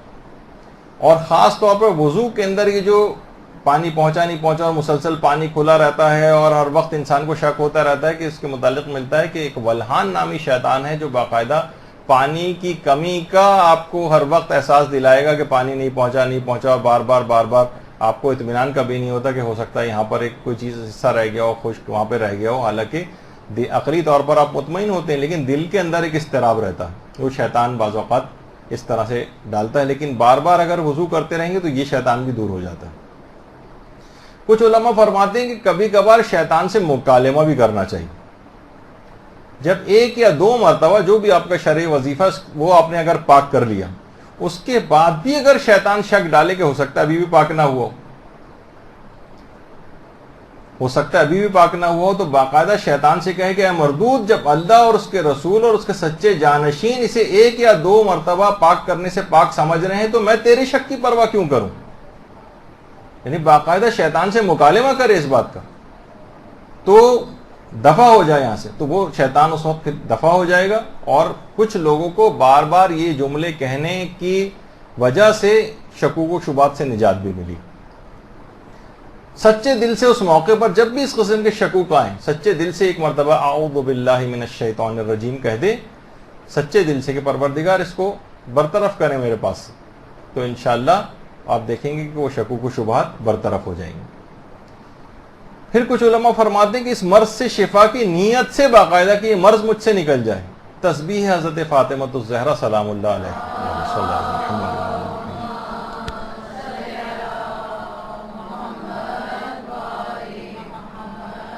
بہت مجرب ہے، وسواسیوں نے باقاعدہ اس تسبیح کے ذریعے اس مرض سے نجات پائی. ویسے تو جس مرض کے لیے بھی اگر پڑھی جائے تو ایسی تسبیح ہے واقعتاً کہ انسان جو ہے اس کو اپنی اہمیت اس نے اس لحاظ سے کھو دی کہ ہم نے بالکل اس کو سرسری سا اس تسبیح کو لیا، اس کی فضیلت سے بھی آگاہ نہیں. تو بہرحال اس مرض سے نجات مل گئی. تو باقاعدہ اس نیت سے اس تسبیح کو پڑھا جائے یا اپنی اور نیتوں کے ساتھ اس کو بھی شامل کیا جائے کہ اس میں مرض سے نجات حاصل کر لوں. پھر ایک چیز اور علماء فرماتے ہیں کہ یہ جو مرض ہے نا شک اور وسواس کا، یہ لگنے والا مرض ہے. اس کا حل یہ ہے کہ ہم دیکھیں کچھ بہت سارے ہمارے شکی دوست ہیں، شکی سہیلیاں ہیں آپ کی، کوئی ایسے شکی افراد سے دور رہیں. شکی افراد، یہ مرض شک اور وہم یہ دوسروں سے لگنے والا، یہ خود بھی پاگل کر دیتا ہے انسان کو. جیسے کہ نا کوئی ملتا ہے کہ وہ بادشاہ جو ہے پاگل ہو گیا تھا تو طبیبوں نے کہا کہ اس سے 1 سال تک شطرنج کھیلی جائے. 1 سال تک ایک صاحب شطرنج اس سے کھیلتے رہے. 1 سال بعد بادشاہ تو ٹھیک ہو گیا لیکن وہ شخص پاگل ہو گیا کہ جو شطرنج کھیل رہا تھا. تو ان لوگوں کے ساتھ رہتے رہتے شکی افراد کے ساتھ یہ مرض آپ کے اندر بھی سرایت کر جاتا ہے. جب دیکھ رہے ہیں ہر وقت ہاتھ پاک کر رہا ہے، ہر وقت پاؤں پاک کر رہا ہے، تو آپ سوچتے ہیں کہ واقعی کہیں میں بھی تو وہیں باتھ روم سے آیا ہوں کہ میرا بھی کچھ نجس ہو گیا ہوگا، چلو میں بھی پاک کر لوں. تو یہ مرض اس طرف جاتا ہے. تو شکی افراد سے دور رہنا چاہیے. شکی افراد تو کہا جاتا ہے نا، وہ تو اپنے سائے کے اوپر بھی شک کرتا ہے. ان کو مرض اس حد تک ہو جاتا ہے کہ وہ اپنے آپ سے بھی جو ہے اس میں بھی شک ہونے لگتا ہے ان کو. تو یہ تمام چیزیں ایسی ہیں کہ یہ ایسے افراد، یہ آپ کے اندر آپ سے ملنا جلنا ان کا ہوگا تو یہ اپنا مرض آپ کے اندر لے جاتے ہیں. اب آپ کے بھی دماغ میں بھی ہر وقت ہاتھ کو پاک کرنا اور یہ سب کچھ آتا رہے گا تو یہ اس انداز سے ہوتا ہے. تو یہ ہاتھوں کو خاص طور پر ہر وقت دھونا، ہر وقت اس کو پاک کرنا، یہ عام طور پر دیکھنے میں آتا ہے کہ گھر میں کسی نہ کسی فرد کو ہوتا ہے، اس سے دوسرے کو لگتا ہے. تو شروع سے اس کا دفعہ کرنا چاہیے. آغا سیستانی بھی یہ بات فرماتے ہیں کہ دیکھیے شیطان کا کام جو ہے یہ وسوسہ ڈالنا ہے، یہ آپ کو مجبور نہیں کر سکتا. یہ بات دماغ میں رہے کہ شیطان کسی بھی کام کے لیے آپ کو مجبور نہیں کر سکتا، اس کا کام صرف وسوسہ ڈالنا. اور قرآن کی آیت بھی ہے اِنَّ کَیْدَ الشَّیطَانِ کَانَ ضَعِیفًا، شیطان کے جو مکر و فریب ہیں یہ بہت ہی کمزور ہے. یعنی انسان بہت آسانی کے ساتھ، نہ جانے لوگوں نے شیطان کے سامنے اتنی آسانی کے ساتھ ہتھیار کیسے ڈال دی. قرآن کی آیت ہے کہ اس کے مکر و فریب بہت کمزور ہیں. یعنی جتنا آپ اس کے شکوک و شبہات کو اس کے اہمیت دیتے جائیں گے گویا آپ اس کو مضبوط کر رہے ہیں. آغا سیستانی فرماتے ہیں پھر ایک فتوے میں کہ ایک طویل مدت تک اگر آپ شک پر توجہ نہ دیں تو آپ دیکھیں گے کہ بہت ہی جلد عرصے میں اپنے الفاظ میں کہہ رہا ہوں کہ آپ دیکھیں گے مہینے 2 مہینے کے اندر یہ مرض بالکل ختم ہو جائے گا. آغا سیستانی فرماتے ہیں کہ طویل عرصے تک اگر اس شک کے تقاضے کے اوپر عمل نہ کیا جائے، یعنی جو وسوسہ آ رہا ہے، شک آ رہا ہے، ایک طویل عرصے تک اس کے مطابق عمل نہ کریں. بس آپ اپنا شرعی فریضہ پورا کر لیں خالی، اور اس کے بعد پھر اب جو شک اور وسوسہ ہے بالکل بے اعتنائی، جیسے میں نے کہا تھا نا اس سے پہلے کہ بالکل اس پر توجہ ہی نہ دیں. لاکھ دل کہے کہ تمہیں پاؤں پاک کرنے چاہیے، ہاتھ پاک کرنا چاہیے، اپنے قوت ارادی کو کام میں لا، نہیں پاک کریں تو بہت ہی جلد یہ اس مرض سے چھٹکارا مل سکتا ہے. پھر اگلا طریقہ علماء بتاتے ہیں کہ شکی افراد ہر مہینے میں 3 روزے رکھیں. ایک طریقہ یہ بھی،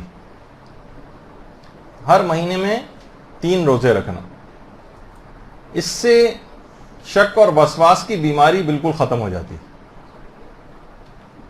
دیکھیے حدیث کے اندر بھی ملتا ہے کہ روزہ رکھو اور صحت پاؤ، تو یہ تو مرض ہے نا شک اور وسواس کا، اس سے بھی اس میں صحت اس کو ملے گی.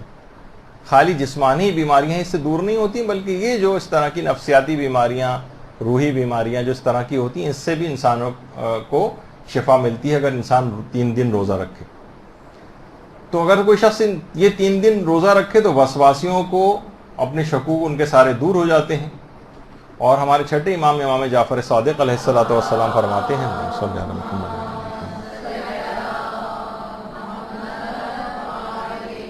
کہ پیغمبر اکرم صلی اللہ علیہ وآلہ وسلم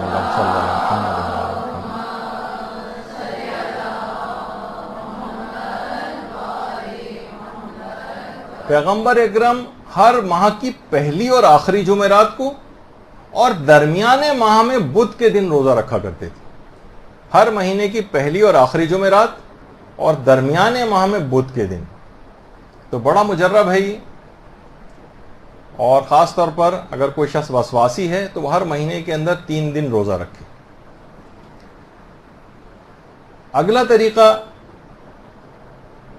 وہ ہے بہار الانوار میں، اس کی جلد نمبر 76 میں ہمارے چھٹے امام جعفر صادق علیہ الصلوۃ والسلام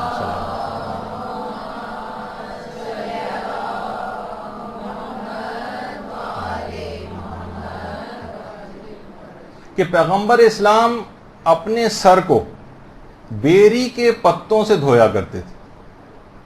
اور امام فرماتے ہیں جو بھی ایک مرتبہ بھی ایسا کرتا ہے تو 7 روز تک وسوسہ شیطانی اس سے دور ہو جاتا. 7 روز تک وسوسہ شیطانی اس سے دور ہو جائے گا. اور امام فرماتے ہیں جس سے بھی وسوسہ شیطانی 7 روز تک دور ہو جائے پھر وہ کوئی گناہ نہیں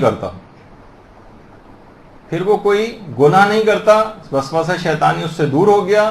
اور امام فرماتے ہیں جو شخص بھی گناہ نہ کرے وہ داخل جنت ہوتا ہے. یعنی باقاعدہ پیغمبر اسلام بیری کے پتوں سے اپنے سر کو دھویا کرتے تھے. یعنی بیری کے پتوں کو مسل کے اس کو کسی بالٹی یا پانی کے اندر اس کو ملا دیں. اور اب تو بیری کے پتوں کا سفوف بھی دستیاب ہے، عام طور پر ہوتا ہے، اس کا خود ایک پاؤڈر ٹائپ کا اس کا بنا لیں اور اس کے بعد اس کو پانی کے اندر ملا کے اس سے اپنے سر کو دھویں.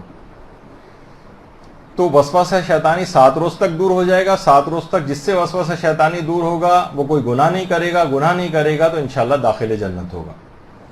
اور اس کے اندر ایک خصوصیت اور بھی ہے کہ یہ غم اور ڈپریشن جو مرض ہے یہ بھی دور کرتا ہے. باقاعدہ کہ پیغمبر اسلام جب بھی غمگین ہوتے تھے اور پریشان ہوتے تھے تو جبریل امین آتے تھے اور حکم خدا آ کر بتاتے تھے کہ پیغمبر آپ بیری کے پتوں سے اپنے سر کو دھوئیں. اس سے پیغمبر کا حزن و ملال، غم، ڈپریشن جو لوگوں کو اس لحاظ سے ہوتا ہے، جو اپنے الفاظ میں کہہ رہا ہوں، وہ زائل ہو جاتا تھا. تو اس کی بڑی تاکید آئی. بیری کے پتوں پہ واقعی ایسی کیا چیز ہے، اس کے متعلق تحقیق ہونی چاہیے. یہاں تک کہ آپ دیکھتی ہیں کہ بیری کے پتوں سے مردوں کو نہلایا بھی جاتا ہے. ٹھیک ہے. تو 3 جو غسل ہیں اس کے اندر سے ایک بیری کے پتوں کا غسل بھی، اور یہ واجبات میں سے.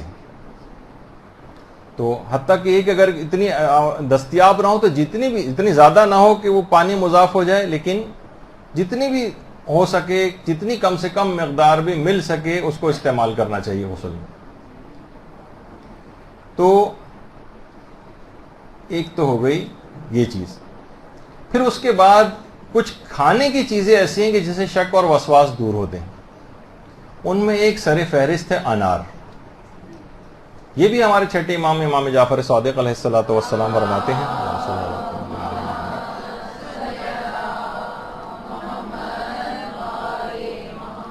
کہ جو شخص ایک انار کھائے گا 40 روز تک وسوسہ شیطان اس سے دور ہو جائے گا. 2 کھائے گا تو 80 روز تک وسوسہ شیطان دور ہو جائے گا. دل اس کا نورانی ہو جائے گا. اچھا، انار کی بھی بہت ساری اقسام ہیں. اس کے اندر سب سے زیادہ فائدہ مند اس مرض کے حوالے سے جو ہے، وہ علماء فرماتے ہیں کہ یہ وہ والا انار ہے کہ جس کا چھلکا زرد رنگ کا ہوتا ہے. لال والا بھی چلے گا، لیکن سب سے زیادہ فائدہ مند شک اور وسواس کی بیماری کے اعتبار سے وہ والا انار ہے کہ جس کا چھلکا زرد رنگ کا ہو. اچھا، پھر اس کے بعد کھانے ہی والی ہی چیزوں میں انار کے بعد سیب کا تذکرہ ہمارے 7ویں امام موسی کاظم علیہ الصلوۃ والسلام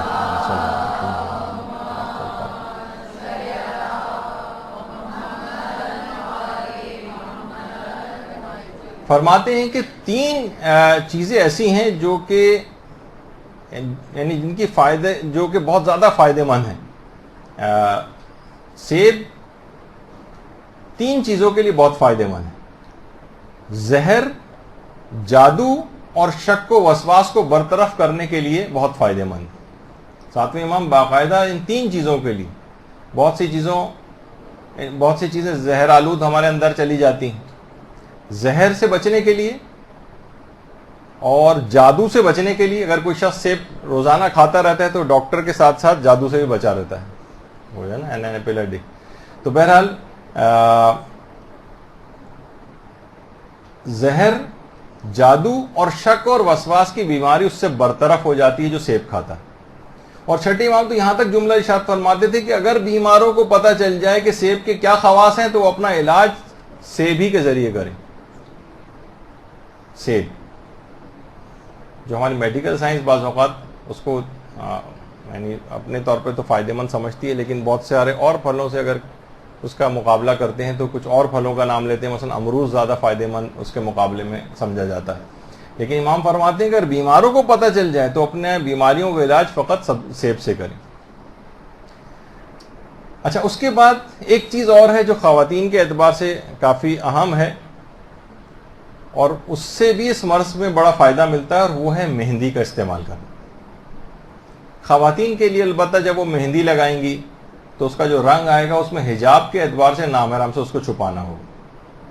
اچھا، ہاتھ میں لگائیں گی تو یہ بڑا مسئلہ ہوتا ہے کہ کس طرح سے ہر وقت دستانے پہن کے یا چادر کے اندر ہاتھ رکھنا مشکل ہوتا ہے. تو پھر وہ یہ کریں کہ پاؤں میں اپنے لگائیں، پاؤں کے تلوے وغیرہ میں. اور ظاہر ہے کہ پاؤں کے تلوے موزے وغیرہ پہنتی ہیں نامحرم کے سامنے جاتے ہو تو واجب ہے پہننا، اپنے پاؤں کو چھپانا واجب ہے. تو اس لحاظ سے ان کو مہندی کا فائدہ بھی مل جائے گا اور حجاب والا مسئلہ بھی ان کا حل ہو جائے گا. تو روایت میں یہاں تک یہ بات آئی ہے کہ پروردگار عالم نے جتنے بھی درخت اور پودے پیدا کیے ان میں سب سے زیادہ ہینا کے پودے سے پروردگار محبت کرتا ہے. یعنی ہینا یعنی یہی مہندی کا جو درخت یا پودا ہوتا ہے. البتہ روایت میں 2 خواتین کے لیے اب میں فتاوی کے اس کے بحث کے اندر نہیں جا رہا، جو روایت کے اندر بہرحال بات آئی ہے کہ دو طرح کی خواتین کے لیے کچھ دنوں کے لیے مہندی کا استعمال مکروہ ہو جاتا ہے، جن میں ایک تو جنب خواتین یا مرد حضرات بھی اس میں ہو سکتے ہیں، اور ایک حالت حیض میں جو عورت ہو، اور ایک اور عورت ہے کہ جس کے ہاں بچے کی ابھی ولادت ہوئی، وہ عورت 10 روز تک ہینا استعمال نہ کرے۔ ایک روایت میں یہ بھی بات آئی، اس سے خطرہ یہ ہے کہ وسوسہ شیطانی پیدا ہوگا، اس عورت کے اندر وسوسہ شیطانی پیدا ہوگا۔ لیکن ان دنوں کو اگر نکال دیا جائے اور ان حالتوں کو اگر نکال دیا جائے، 10 روز گزر جائیں، ان دنوں کے علاوہ جو مہندی لگانا ہے یہ وسوسہ شیطانی کو دور کرتا ہے۔ البتہ جو یہ پودا دکھانے کا مقصد بھی اس میں یہ کہ اصلی مہندی، اب جو وہ سنتھیٹک آ گئی ہیں اور کیمیکلز وغیرہ والی آ گئی ہیں، پتہ نہیں ان میں کتنی اصل مہندی ہوتی ہے، وہ فائدہ مند ہے یا نہیں، وہ جو رنگ اس کے اندر ملا دیے گئے ہیں، یہ وہ جو پرانی جو پی سی وی سی جاتی تھی یا وہ جمیلہ مہندی کے نام سے جو اس کے اشتہارات آتے تھے، شاید اس طرح کی ہو۔ بہرحال وہ ان کے لیے فائدہ مند نہ ہو جائے بات کہ میں نے ایڈورٹیزمنٹ کر دی ہے، تو بہرحال اس لحاظ سے کہ یہ ایک بڑی اہم اس کے اندر بات ہے۔ اچھا، اس کے بعد علماء فرماتے ہیں کہ ایک اور ہے، وہ ہے آج کل بارش بھی ہو رہی ہے، ابھی تھوڑی دیر پہلے بھی ہو رہی تھی، بارش کا پانی۔ یہ وسواس اور شک کو دور کرنے کے لیے یا تو انسان اس میں نہائے یا اس کا کچھ پانی پی بھی سکتا ہے۔ کچھ علماء نے کچھ خاص سورے بھی اس کے اندر ذکر کیے، اس میں الحمد کا سورہ ہے اور چاروں قل وغیرہ اس کے اندر ہیں، اور باقاعدہ ایک روایت حضرت امیر المومنین علیہ الصلوۃ والسلام سے بھی ہے، صلی اللہ علیہ محمد وعلیہ وسلم،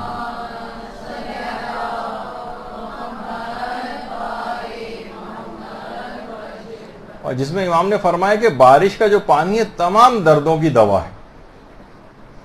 اور ایک قرآن کی آیت بھی مولا نے پڑھی تھی، اس کے اندر بھی یہ بات ہے کہ جب اللہ نے آسمان سے پانی کو نازل کیا تاکہ وہ تمہیں پاک و پاکیزہ بنائے اور تم سے شیطان کی کثافت کو دور کرے۔ اس کا مطلب ہے کہ وسوسہ شیطانی بھی اس سے دور ہوتا ہے، بارش کے پانی سے۔ اچھا، اس کے بعد ہے نماز شب کے متعلق علماء فرماتے ہیں کہ یہ بھی وسواس کو دور کرنے کے لیے بڑی مجرب ہے۔ جتنی نماز شب انسان پابندی سے پڑھے گا اتنی قرب خدا اس کو حاصل ہوگا، جتنی قربت خدا اس کی بڑھے گی اتنا ہی اس کا یقین بڑھے گا، اور جتنا یقین بڑھے گا یقین اس کے ساتھ ساتھ اتنا ہی اس کا شک کم ہوتا چلا جائے گا۔ نماز شب دلوں کو بھی نورانیت عطا کرتی ہے، گناہوں سے انسان کو دور رکھتی ہے، بیماریوں سے بچاتی ہے، جس کے اندر سے خود یہ کہ شک اور وسواس اور وہم کی بیماری بھی ہے، بینائی سے انسان کی تیز ہوتی ہے، اور ڈپریشن اور غموں سے دور ہوتا ہے۔ شیطان اس نماز شب کو پڑھتے جب دیکھتا ہے تو انتہائی غمگین ہو جاتا ہے۔ مومن کا اسلحہ شمار کی گئی، تو شیطان سے جس سے مقابلہ کر سکتا ہے وہ نماز شب کے ذریعے، تو یہ وسوسہ شیطانی دور ہو جائے گا جتنا نماز شب کا پابند ہوگا۔ تو 11 رکعت، ورنہ جتنی بھی رکعت پڑھ سکے، 3 رکعتیں پڑھ سکے، کم سے کم 1 رکعت تو پڑھ لے، کچھ نہ کچھ فائدہ اس کو ضرور ملے گا۔ اپنے آپ کو ابتداء عادی بنائے، کم رکعت سے ابتدا کرے اور پھر مکمل 11 رکعت تک جائے۔ پھر علماء فرماتے ہیں کہ چاروں قل اس کے اندر پڑھنا یہ بھی بہت مجرب ہے۔ بچوں کو بچپن ہی سے سونے سے پہلے لازمی قرار دلوانا چاہیے کہ وہ چاروں قل پڑھ کر سوئیں، چاروں قل پڑھ کر جو ہے وہ گھر سے باہر جائیں، اسکول وغیرہ جائیں، تاکہ شیاطین اس دوران ان کو تنگ نہ کر سکیں، اور یہ وسوسہ اور شک اور وہم کی بیماری بھی بچپن سے پیدا نہ ہو۔ کچھ بچے بھی ایسے آنے لگیں گے جن کو یہ والی بیماری ہونے لگی کہ فلاں کے ہاتھ کا نہیں کھاتا ہے، یہ فلاں کے ہاتھ کی بنی ہوئی کوئی چیز نہیں پیتا ہے، یا ماسی کے ہاتھ اگر کسی چیز جگہ پہ لگ جائے تو اس سے یعنی ہر چیز میں بچوں کو بھی ابھی شک آنے لگے، تو ان کو ابتدا ہی سے یہ چاروں قل وغیرہ یہ پڑھنے کی ان کو عادت ڈالنی چاہیے۔ 7ویں ہمارے چوتھے امام ہیں امام زین العابدین علیہ الصلوۃ والسلام، اللہ صلی اللہ علیہ وسلم۔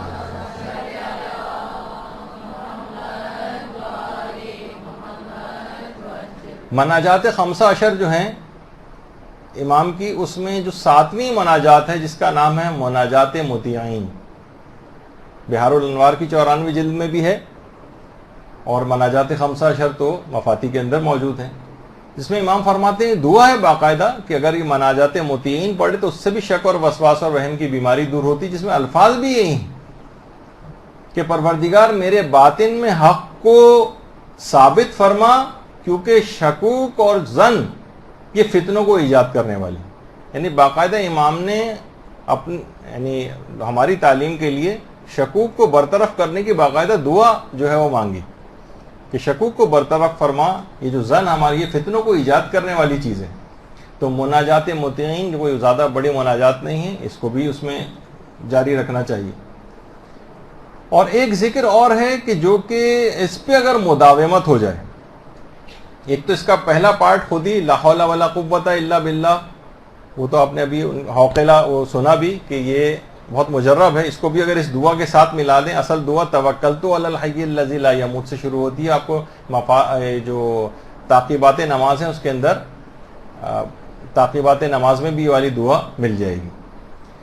تو اس میں وکبرہ تکبیرہ تک یہ باقاعدہ جو دعا ہے یہ ابو حمزہ صومالی نے روایت کی، اور چھٹے امام یہ فرماتے ہیں کہ رسول اسلام کے پاس ایک شخص شکایت کے لے کر آیا، درود بھیجیے محمد صلی اللہ علیہ وسلم۔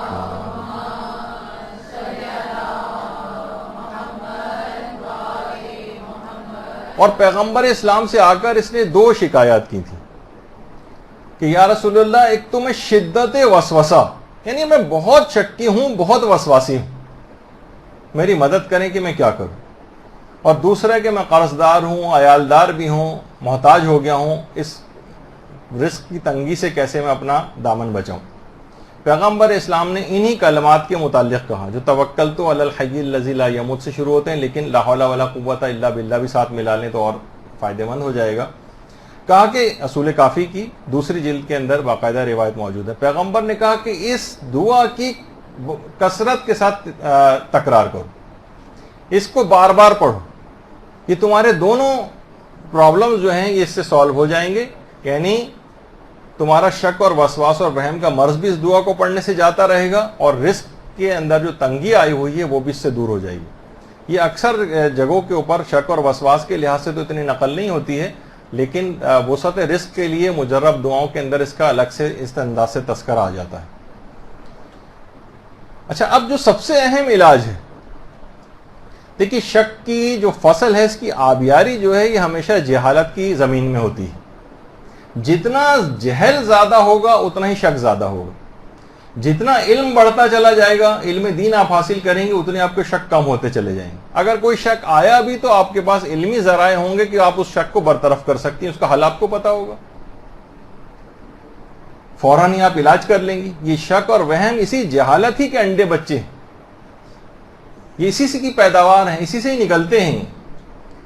تو کتنے دیکھیے مسائل ایسے ہیں، لوگ کہتے ہیں کہ جناب ہمارا بس ہر وقت کتنے شکی آتے ہیں، ہر وقت وضو ٹوٹتا رہتا ہے، ہم کیسے نماز پڑھیں؟ بھائی یہ کیسے ممکن ہے کہ کسی شخص کو کوئی گیس کا اتنا مریض ہو کہ ہم اس سے کہیں کہ بھائی اپنی واجب نماز جو کہ 4 رکعتی نماز 2 منٹ میں پڑھی جا سکتی ہے، 2 منٹ میں بھی تمہارا وضو نہیں رہتا، یہ تو ممکن ہی نہیں ہے۔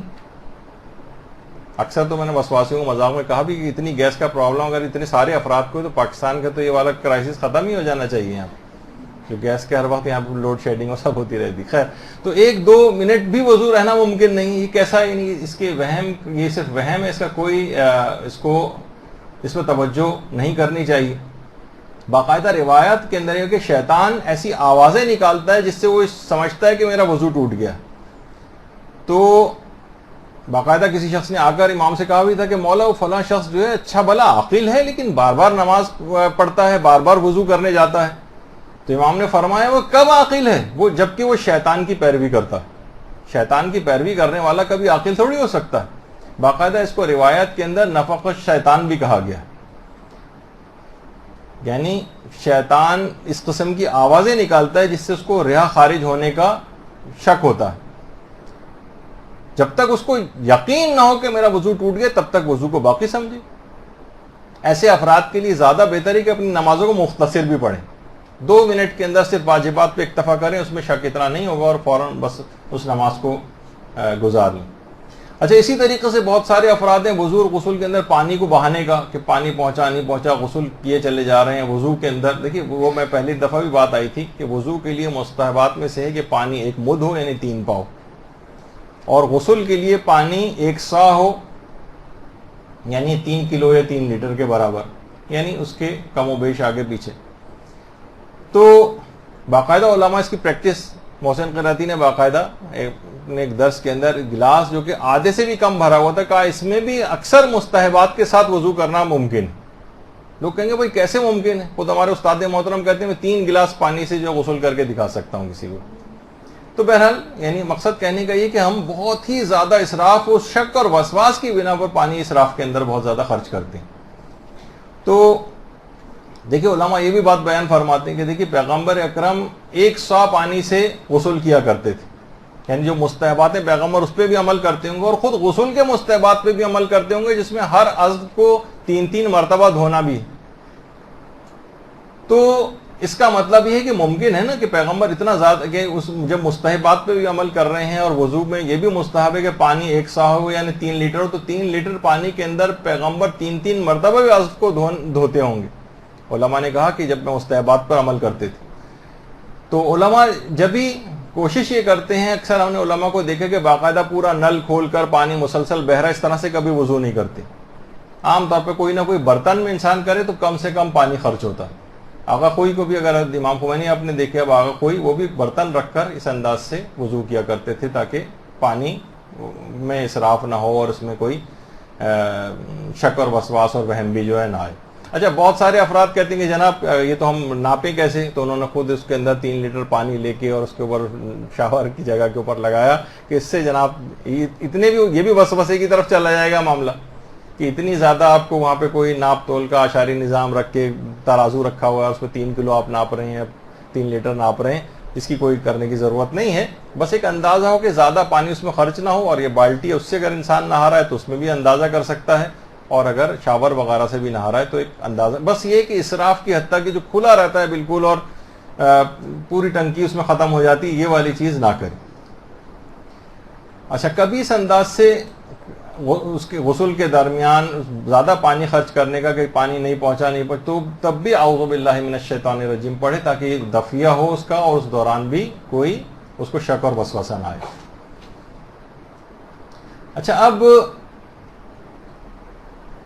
ایک طریقہ اور بھی، بلکہ یہ تو میں اکثر ایسے افراد کو مذاق میں کہتا ہوں، لیکن ہے وہ طریقہ بڑا مجرب۔ وہ یہ کہ جو بھی کوئی اس طرح کا وسواسی اور شکی ہو، اب تک تجربہ یہی ہے کہ اسے 1 مرتبہ حج پہ بھیج دیا جائے۔ حج پہ جب یہ وہاں سے آئے گا، اس کے اکثر شکوک بالکل برطرف ہو چکے ہوں۔ اب یہ جب وہاں پہ باتھ روم جائے گا مینا میں جو بنے ہوئے ہیں، ابھی کچھ تصویریں دیکھیں ایسی آئیں گی، اور میں چاہوں گا کہ آپ یہ دیکھیں تاکہ وہی پھر وہ کہ وسوسہ شک اور اس طرف سے نکل جائیں کہ ہر وقت بس انسان جو ہے، عورتوں کی آپ وہاں دیکھیں اس لحاظ سے کتنی لائن لگی ہوتی ہے، اور وہاں پہ کس طرح سے پوری دنیا سے لوگ آئے ہوتے ہیں، اور کتنی گندگیاں ان باتھ رومز کے اندر جو ہوتی ہیں۔ اسی WC کے اندر سے وہ مسلم شاور جو پڑا ہوتا ہے، گندگی اسی کو نکالنا ہوتا ہے، اسی سے اپنے جسم کو جو ہے پاک کرنا ہوتا ہے، اور اگر وہاں جائیں تو اس انداز کی بہت سے اچھا، یہ اس سے بھی حج میں بہت یہ بیماری کا تو فائدہ ہو رہا ہے، لیکن بہرحال یہ وہاں کی حکومت کی بد انتظامی ہے کہ یہ مشکلات ہوتی ہیں۔ لیکن وہی ہے کہ اللہ تو وہ ہے نا کہ جو کہ مردہ میں سے بھی زندہ کو پیدا کر دیتا ہے، تو یہی آپ کی اس کے علاج کے طور پر بھی چیز ہو جاتی ہے۔ تو یہ تمام چیزیں ایسی ہیں کہ اسی جگہ پہ کئی افراد کھڑے وضو کر رہے ہیں اور چھپ پانی جو ادھر سے ادھر مار رہے ہیں، وہیں سے باتھ روم سے پاؤں لے کے نکلے تھے اور وہی پاؤں آپ کے جسم کے اوپر بھی وضو کے درمیان آ رہا ہے، تو سارے شکوک ختم ہو جاتے ہیں، کیونکہ اس کے علاوہ کوئی چارہ کاری نہیں ہوتا۔ نمازیں پڑھنا ہے، ویسے ہی آپ نے سب کچھ کرنا ہے انہی گندگی کے اندر رہتے ہوئے۔ تو ایک دفعہ بھی انسان حج کر کے آ جائے تو ساری چیزوں سے اس کو اطمینان ہو جاتا ہے، اس کے بعد پھر اس کو وہم اور شک اس انداز کے بہت کم آتے ہیں۔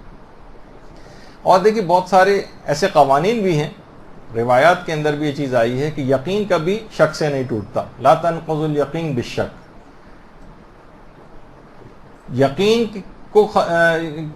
یقین کبھی شک سے نہیں ٹوٹتا، اس کے لیے ایک اور یقین ہونا چاہیے۔ یعنی اگر آپ کو پچھلی کوئی حالت اپنی پتہ ہے تو آپ سمجھیں کہ وہی پاکیزگی کی حالت اب بھی میری برقرار ہے۔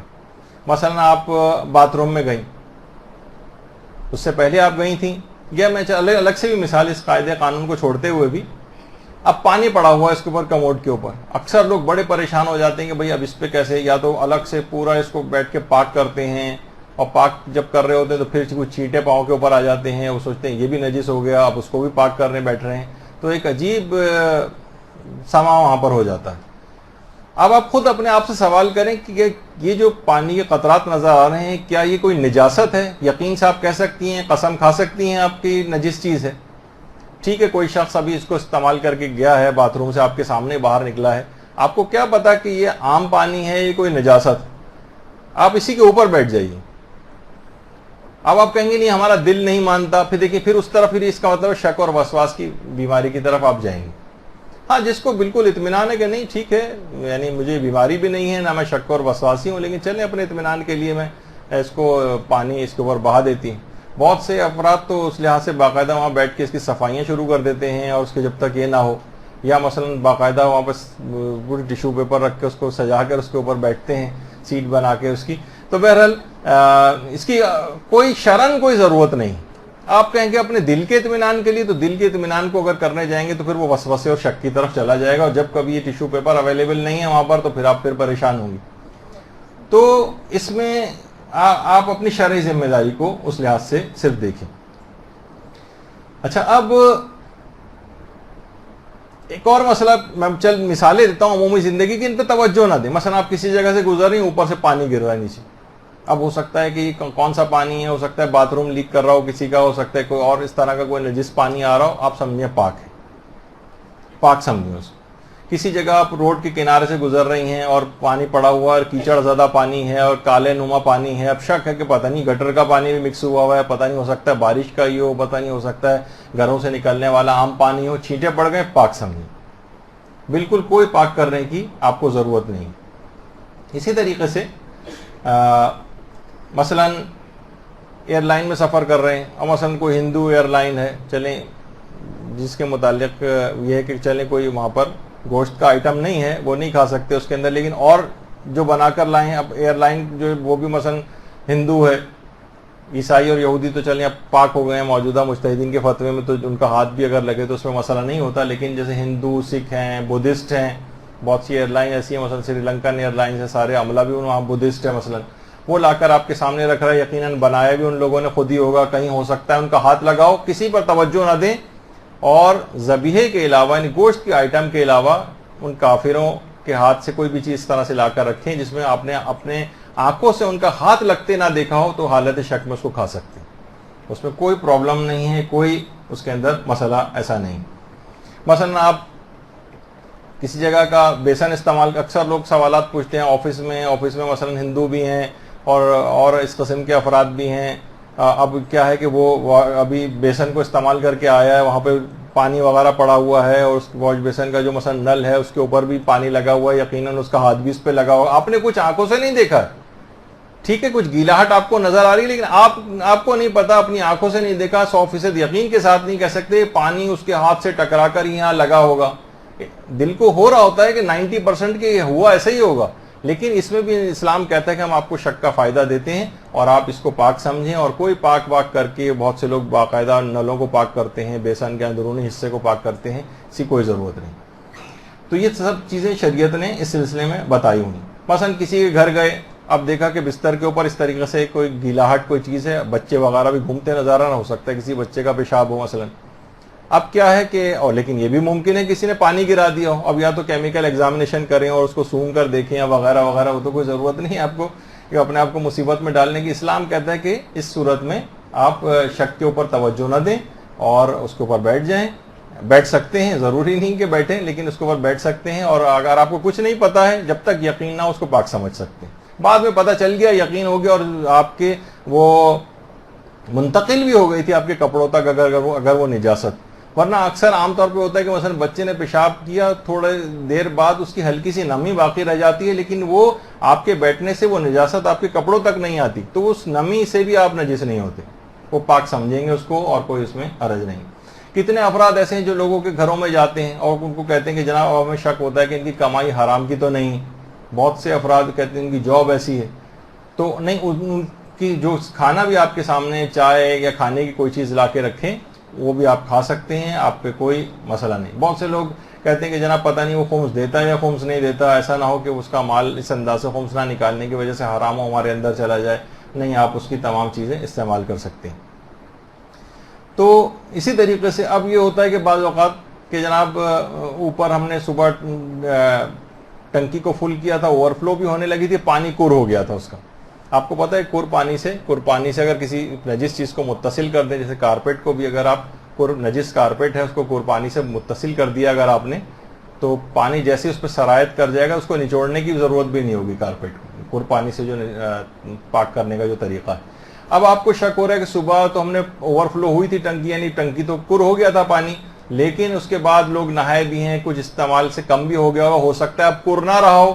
شک کی حالت میں سمجھیں کہ ابھی بھی پانی کور ہی ہوگا اور کور کا ہی اس کے اوپر اطلاق کریں جب تک کہ یقین نہ ہو جائے کہ اب پانی کور نہیں رہا, یعنی اتنا کم پانی آ رہا ہے کہ آپ کو سمجھ میں آ گیا کہ نہیں اب پانی کور نہیں رہا, اطمینان ہو گیا. تب تک آپ اسی شک اگر آ بھی رہا ہے آپ کو تو اس کو اسی یقین کی طرف, پچھلے یقین کی طرف کھینچ کر لے جائیں. اسلام کہتا ہے کہ اس کو اب بھی کور مان لو, یعنی اس پہ شک پہ توجہ نہ دو, یعنی موجودہ.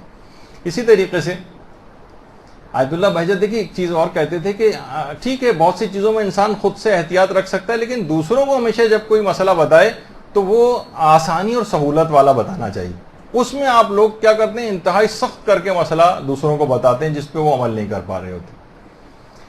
تو آغا سیستانی بھی فرماتے ہیں کہ دیکھیں, وہ کہتے ہیں کہ نجس کپڑے کو پاک کرنے کے لیے جو بھی آپ کا فریضہ ہے, ایک دفعہ کپڑے کو پاک کرنا ہے یا 2 مرتبہ مثلا کپڑے کو پاک کرنا ہے, تو کہتے ہیں کہ اب آپ اپنے شرعی فریضے کو پورا کر دیں 1 دفعہ یا 2 دفعہ پاک کر کے. اب خواہ آپ کا دل مطمئن نہ بھی ہو تب بھی آپ سمجھیں کہ کپڑا پاک ہو گیا, چاہے دل کہہ رہا ہے نہیں مطمئن نہیں ہے, اسے اور ابھی دھونا چاہیے, ابھی اور پاک کرنا چاہیے, ابھی 1 دفعہ اور کر لیتا ہوں, نہیں, بس اس تقاضے کے اوپر عمل نہ کریں.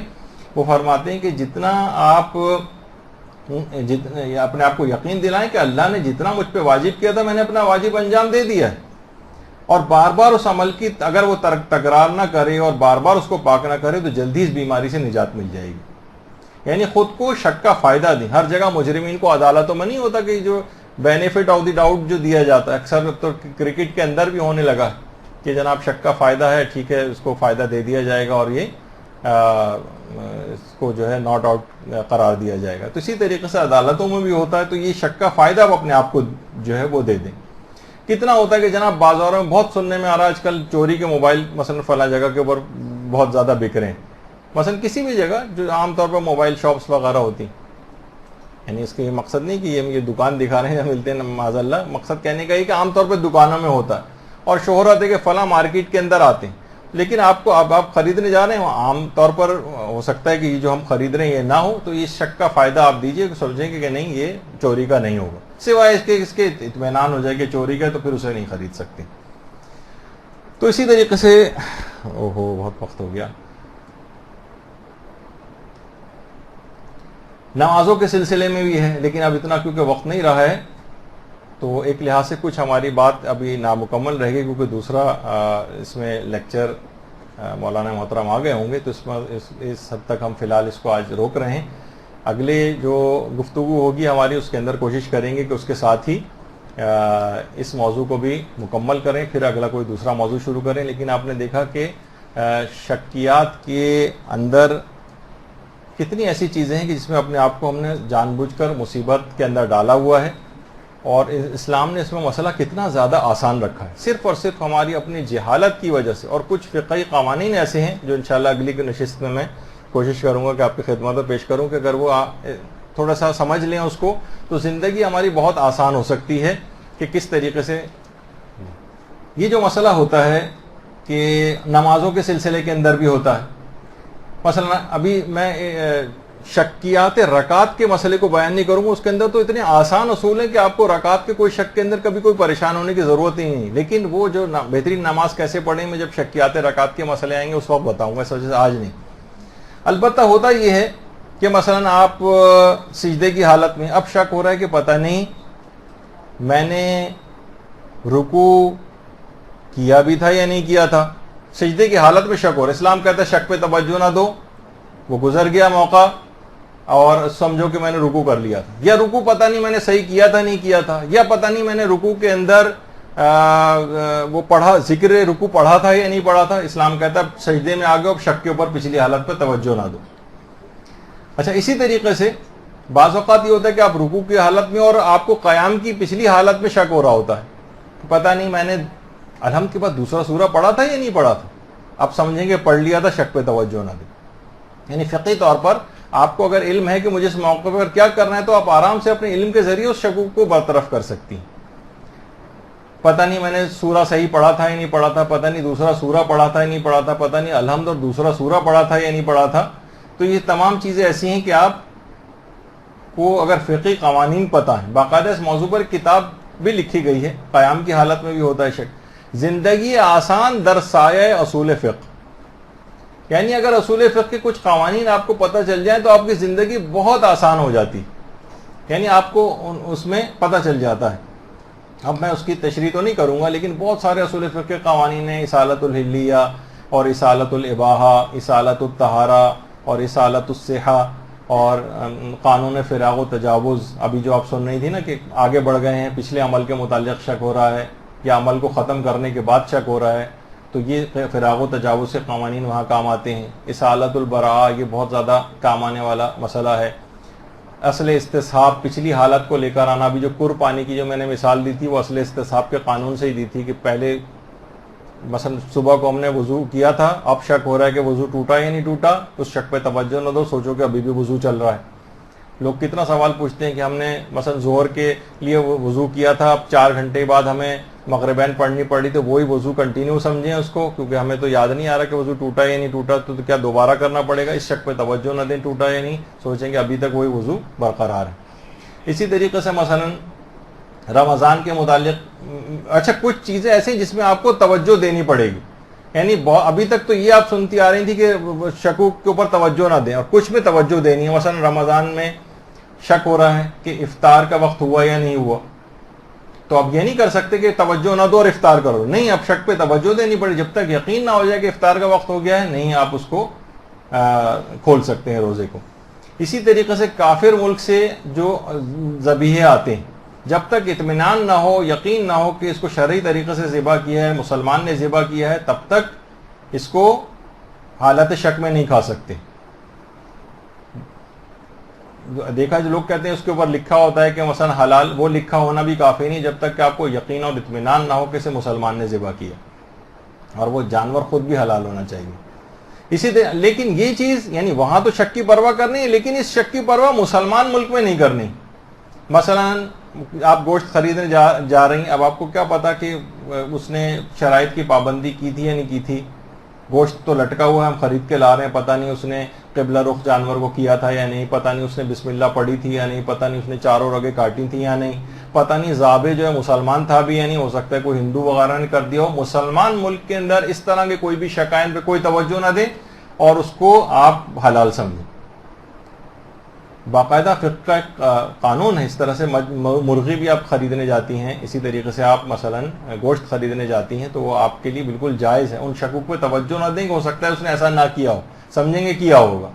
باقاعدہ ایک فقہ کا قانون ہے, حمل و فعل المسلم علی الصحہ, حالت شک میں مسلمان کے عمل کو صحیح سمجھیں. اسی قانون کے تحت تمام جتنے بھی قصائی جو ذبح کر رہے ہوتے ہیں اور آپ لے کر آتی ہیں وہاں سے, اس لحاظ سے ان شکوک پہ توجہ نہیں دینی آپ نے, اور ان کو حلال سمجھ کے یہ تمام گوشت اور یہ مرغی وغیرہ یہ سب خرید کے لا سکتے ہیں. لیکن یہی شک پہ توجہ دینی پڑے گی اگر یہ کافر ملک سے گوشت آ رہا ہے. اسی طریقے سے جہاں شک پر توجہ دینی ان میں ایک ہے, مثلا اگر کسی شخص کو طلاق یافتہ کسی عورت سے شادی کرنا, اب کورٹ سے کہیں سے اس کو اطلاع ملی کسی عورت سے شادی کرنے جا رہا ہے, وہ طلاق یافتہ تھی, کسی نے بتایا ارے بھائی اس کو تو مثلا کورٹ سے طلاق ہوئی. اب کورٹ سے طلاق صحیح شمار ہوتی نہیں ہے ہماری فقہ میں, وہ ابھی تک پہلے شوہری کی بیوی ہے, تو وہ یہ نہیں کر سکتا کہ بھائی اطلاع ملی ہے تو ٹھیک ہے, شکی تو ہو رہا ہے, چھوڑو اس شک پہ توجہ نہ دو اور شادی کرو. نہیں, یہاں پہ عزتوں کا مسئلہ آ گیا. یہ دوسرے شخص کی بیوی, اس سے کوئی شخص کیسے شادی کر سکتا ہے؟ اس کا امکان ہے کہ کہیں دوسرے شخص کی بیوی نہ ہو. تو تب تک اس شک میں اس کو توجہ دینی پڑے گی, جب تک اطمینان نہ ہو جائے کہ طلاق صحیح ہو تب تک اس سے شادی نہیں کر سکتا. اسی طریقے سے طواف کے جو چکر ہیں اس کے اندر شک پر توجہ دینی ہوتی ہے, اس میں نظر انداز نہیں کر سکتے. مثلا اگر ہے کہ پتہ نہیں میرا 6واں یا 7واں, آپ نے کہا چلو جو بھی ہو ایک اور کر لیتے ہیں, کیا ہوگا کمی ہوگی تو وہاں پوری ہو جائے گی. نہیں, آپ کو پکا پتہ ہونا چاہیے ورنہ طواف جو ہے وہ باطل ہو جائے گا. شک طوافوں کے چکر کے اندر مکمل ہونا چاہیے. اسی طریقے سے رامی جمارات کے لیے جا رہے ہیں, اب پتہ نہیں اتنے سارے کنکر, ہمیں نہیں پتہ چل رہا کہ ہمارا کنکر کہاں جا کر لگ رہا ہے, تو جب تک اطمینان نہ ہو تب تک کنکر مارے جا سکتے ہیں. جب آپ کو اطمینان ہو جائے کہ اب 7 کا کنکر یقینی طور پر دیوار تک جس جگہ تک پہنچنا لگنا چاہیے وہ لگ گئے، تب تک آپ کو توجہ شک کے اوپر دینی پڑے گی، اور جب تک اطمینان نہ ہو جائے 7 کا عدد پورا ہونے کا تب تک کنکر مارنے پڑیں گے. تو یہ سارے فقہی قوانین. اسی طریقے سے اگر شک ہو کہ جناب ابھی وقت نماز آیا یا نہیں آیا، تو جب تک اطمینان نہ ہو جائے نماز نہیں پڑھ سکتے آپ.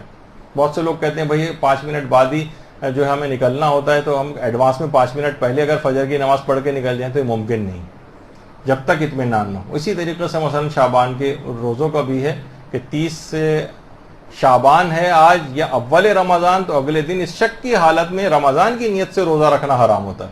اب وہ آپ کو فقہی طور پر، لیکن اگر یہی شک 30 رمضان کے اندر ہو کہ آج 30 رمضان ہے یا پہلی شوال، اس دن روزہ رکھنا واجب ہوتا ہے.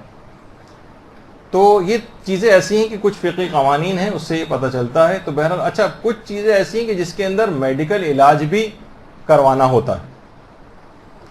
یعنی بہت سے آبسیسو کمپلسو ڈس آرڈرس ہماری سائیکیٹری میں کہلاتے ہیں، کچھ ایسے جس میں بار بار انسان، مثلا ہاتھ دھونے کی بیماری.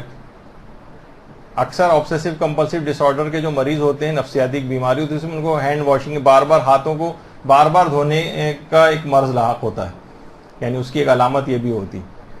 تو اگر کسی جگہ پر ایسے افراد علاج کروا سکیں ڈاکٹر سے اپنا، تو وہ بھی ضروری ہوتا ہے.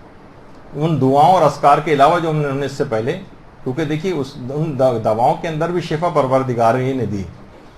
تو ایک نبی خدا نے کہا تھا نا کہ پروردگار میں علاج نہیں کروں گا، میں تو تجھ سے شفا کا طلبگار ہوں. تو پروردگار نے بھی کہا تھا کہ میں بھی تمہیں اس وقت تک شفا نہیں دوں گا جب تک کہ تم دوا استعمال نہ کرو گے، کیونکہ دوا کے اندر اثر بھی تو میرا ہی پیدا کرتا ہے. تو اسی طریقے سے جب ضرورت پیش آتی تھی تو ائمہ معصومین خود بھی جاتے تھے. جب امیر المومنین علیہ الصلوۃ والسلام، اللہم صلی علی محمد وعلی محمد،